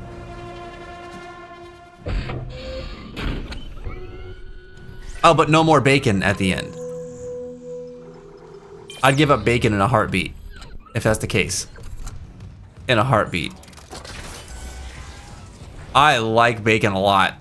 I love bacon even. I think I'm being pretty crystal clear here. I don't know. I don't know. Would you rather have infinite bacon but no games, or games, infinite games but no more game? This sounds like a lose-lose scenario. Infinite bacon cheat code. Oh man. All right. We've made it. We'll save our girlfriend to Friday. She can wait. She can wait, I'm sure. It's not like she's in danger or anything. All right. We'll be back for you, Nicole. Hang in there, baby. Oh my gosh. Dude. But you'd have infinite bacon. I don't see why it's a lose-lose. I mean, I think I value games so much more than bacon. You know? I mean, that's what I've learned about myself with this question. Like, they're not even close to me. Like if I think about bacon and how much I love bacon, I'm like, I love bacon. Like, bacon's pretty good, right? But then if you ask me, like, how much I love video games, I'm like,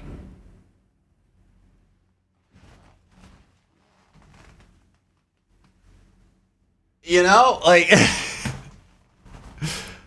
but you have infinite bacon. I want infinite bacon, but which scenario is one where you have games? The one where, like, you don't have bacon, right? Infinite bacon but no games, or games, infinite games, but no more bacon. Like, if I have infinite games, or, like, the question, right, is like, that I have, but never said you have no more bacon. I'm confused.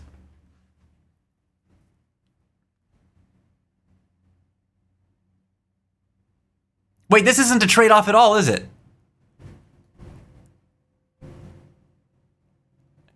But no, I don't...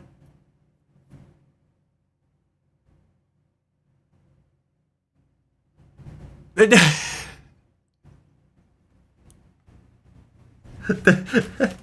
is not a... This is not the kind of question I thought it was. I want no more games and no more bacon.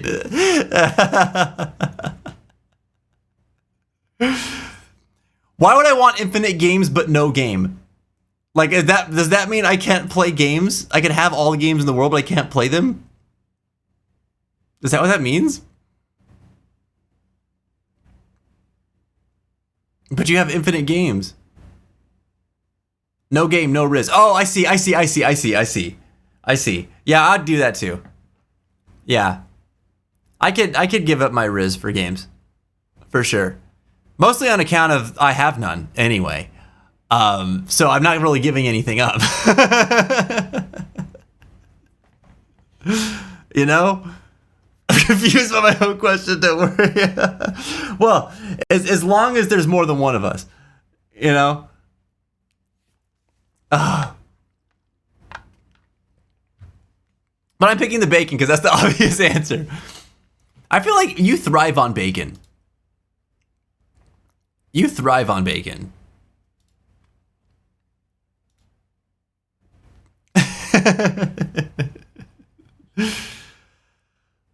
Oh, man. So I didn't say this earlier, but I meant to share it with this question of the day. I'll share it before we end stream here, just because it's been on my mind, and I just never found a good place to put it there. So my thoughts on our question of the day today are that I do definitely believe in like the supernatural or spirits, ghosts, that sort of thing. One time I didn't, but you know, there was things that, like, I was growing up. I told you guys about the ghost that followed my grandma for like since God, right? And this ghost, she always talked about when I was growing up. And there were things that would happen in her apartment, like we had a lock on the door for the bathroom that was for some reason installed on the wrong side of the door, so it locked from the outside. I remember like opening the door to go to the bathroom when my grandma and my aunts were off to the gas station that was across the street to go and get, like, they would buy these like the big gulp type of drinks. My grandma would go and like buy one big cup of soda for the day. And then like we'd usually go with her, but I didn't want to go. So she went, the girls went, no one else in the house but me. I had to go to the bathroom. I opened the door, go to the bathroom, close the door, it locks. And so I was stuck in the bathroom. I was like kind of freaking out. I remember that. But I thought, you know, maybe the lock was weird and I accidentally locked it when I was opening it or something. I don't know. I kind of didn't think too much about that. The freezer door in that apartment used to open sporadically when no one was in the kitchen. It would just open. I don't really know how I explained that one away as a kid. I was like, oh, maybe like the freezer door magnet just isn't that strong or something. Or I don't know. But like it'd be wide open sometimes. And nobody would have gone in there. So I don't know. But like things like that would happen. But I kind of wrote them off, you know. But then there was a thing that happened to me one year when I was in high school, where at this point I was like, I used to have these conversations with my friends where they talk about like ghosts and stuff. And like, I'd be like, cool, like if you believe in them, that's fine. But I just don't see it. I just don't think so. There's like no evidence of it for me. Like I've had these weird things happen that were just like, weren't really that big of a deal. I've never heard the voices. I've never like of them talking to me. I've never like felt or seen their presence or anything like that. Like my grandma talks to them, but like, I don't know. I don't have nothing there for me. And then I remember I came home from school one day and I had a house key. And it was like my routine was always that like I would come home from school, house key would be in my change pocket, right? Of my jeans. Key, door, unlock the door, open, key out of the doorknob, put it back in my pocket, go and do whatever I needed to do, whether it was chores or whatever. I'd set my book bag down, like by in the entryway of the house, and then go do my stuff. And so this day I came home, same thing, unlocked the door, came inside, set my backpack down next to the couch in the living room, which was just past the entryway. Put my key back in my pocket. I was really tired that day, and so I laid down on the couch, which is like as soon as you like walk past the entryway and go into the living room, right? So it's like a square room entryway. From there, walk into the living room. If you look you didn't have to look to your left. The couch just kind of like protruded like just on the edge of the entryways, like what do you call it? It was not an actual door, but it was like, you know, like the entry of the next room, like right on the edge of that. So I laid on that couch, and and I like took a nap. And so I woke up and it was like, I think it was like 5:30 or 6 p.m. when I woke up from my nap. And I like went into the kitchen and like grabbed a snack or whatever. And then I heard people were home. So I went to go say hi to everybody. And I went downstairs and my mom looked freaked out. My mom was like, "Where have you been?" And I was like, "What are you talking about?" And my grandma was also like, "When did he get home?" Like, she heard me talking to my mom. Or "When did you get home?" And I was like, "I've been home. What are you talking?" I like came home and took a nap. And they're like, "Where were you?" And I was like, "I was in the living room. I was like just sleeping on the couch." And she's like, For how long? Since when? I was like, "Since I got home. Like, I got home at like when I usually do. I don't know, like 3 o'clock, something like that." And she's like, "Well, we were worried about you because we saw your key in the door and assumed that like you just left it, like you forgot to take it out of the lock or something like that when you went inside. So we came in expecting to see you and you weren't home. So we were worried that something like might have happened to you, like you got kidnapped or something like that." And I was like, "No, like my key's in my pocket." And I like reached in my pocket, my key wasn't there. And I was like, "That's weird." 'Cause like I clearly remember putting it in my pocket before I took a nap. And she's like, "We looked everywhere for you."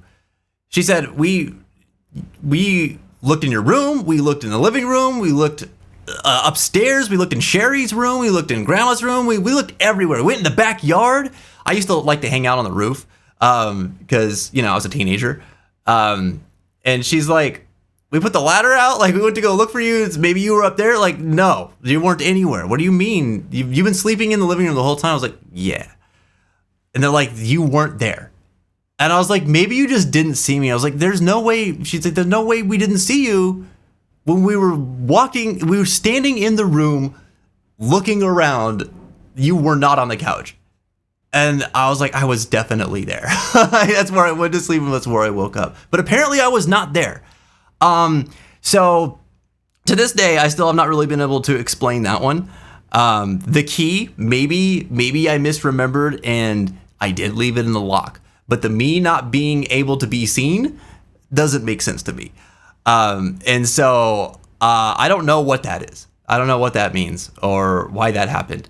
But that was a very bizarre event that made me wonder, like, well, okay, so there's something else. Like, for me, that made me think that there's got to be something else going on here, some other forces at play.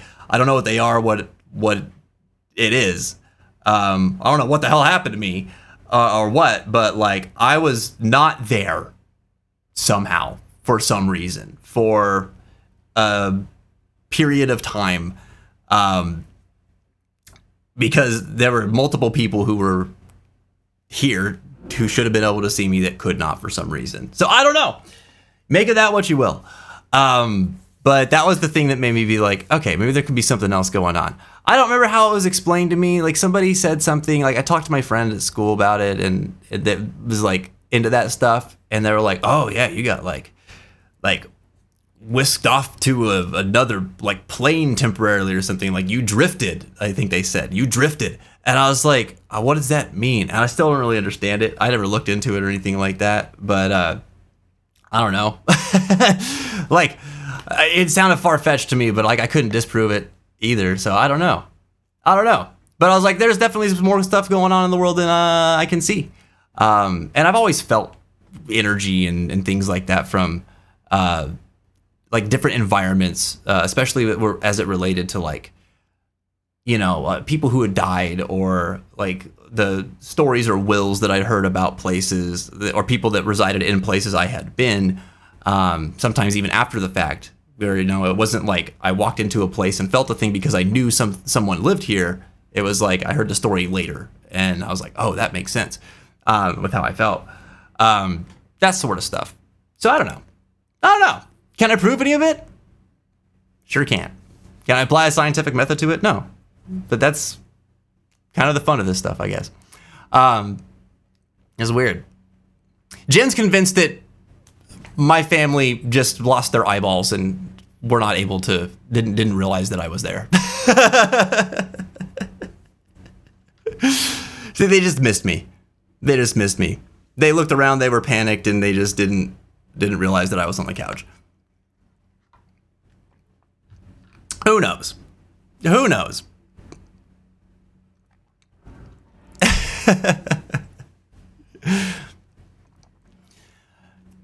All I'm saying, Jen, all I'm saying is imagine this. Imagine you came home from work and I'm napping on the couch. And you were looking for me because you were worried about me. How would you not see me on the couch? That's all I'm saying. That's all I'm saying. It's not like I'm under the bed or something like that, like I'm obscured or blocked, right? I'm just saying it's weird.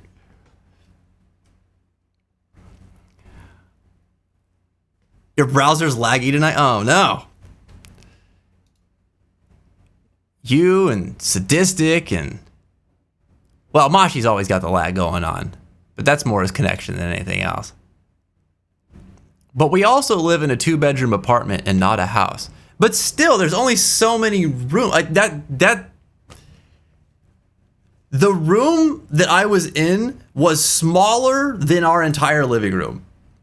Like, the living room there is smaller than our living room. There is only the couch, a television, and then there was like a love seat. Okay, I believe you. I just don't see it. I don't see how you can walk into a room and not see a person on the couch. You know? You know? That's all I'm saying.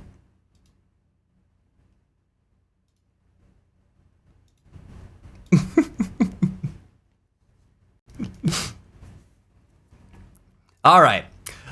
Who's online right now?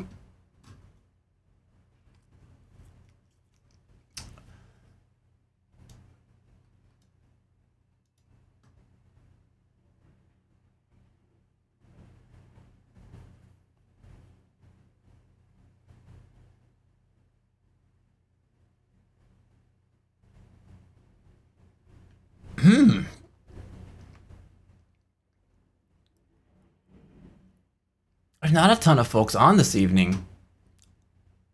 I kind of want to see... Is anybody else playing Dead Space?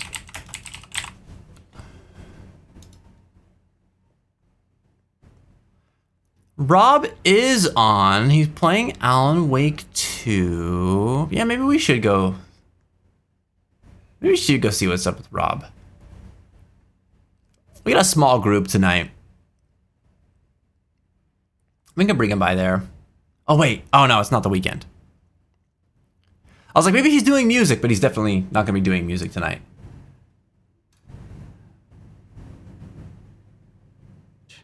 They felt oppressive here. Oh, he's got the cat cam on, too. Okay, here we go. Yeah, we'll go say what's up to Rob. All right. We will be back. I'm sorry. I'm sorry. I was on Rob's stream and it was just, it's gone now. It's just a picture of an owl, but frozen. And it looked really funny to me. Why are you yelling at me, Ghosty? Why are you yelling at me?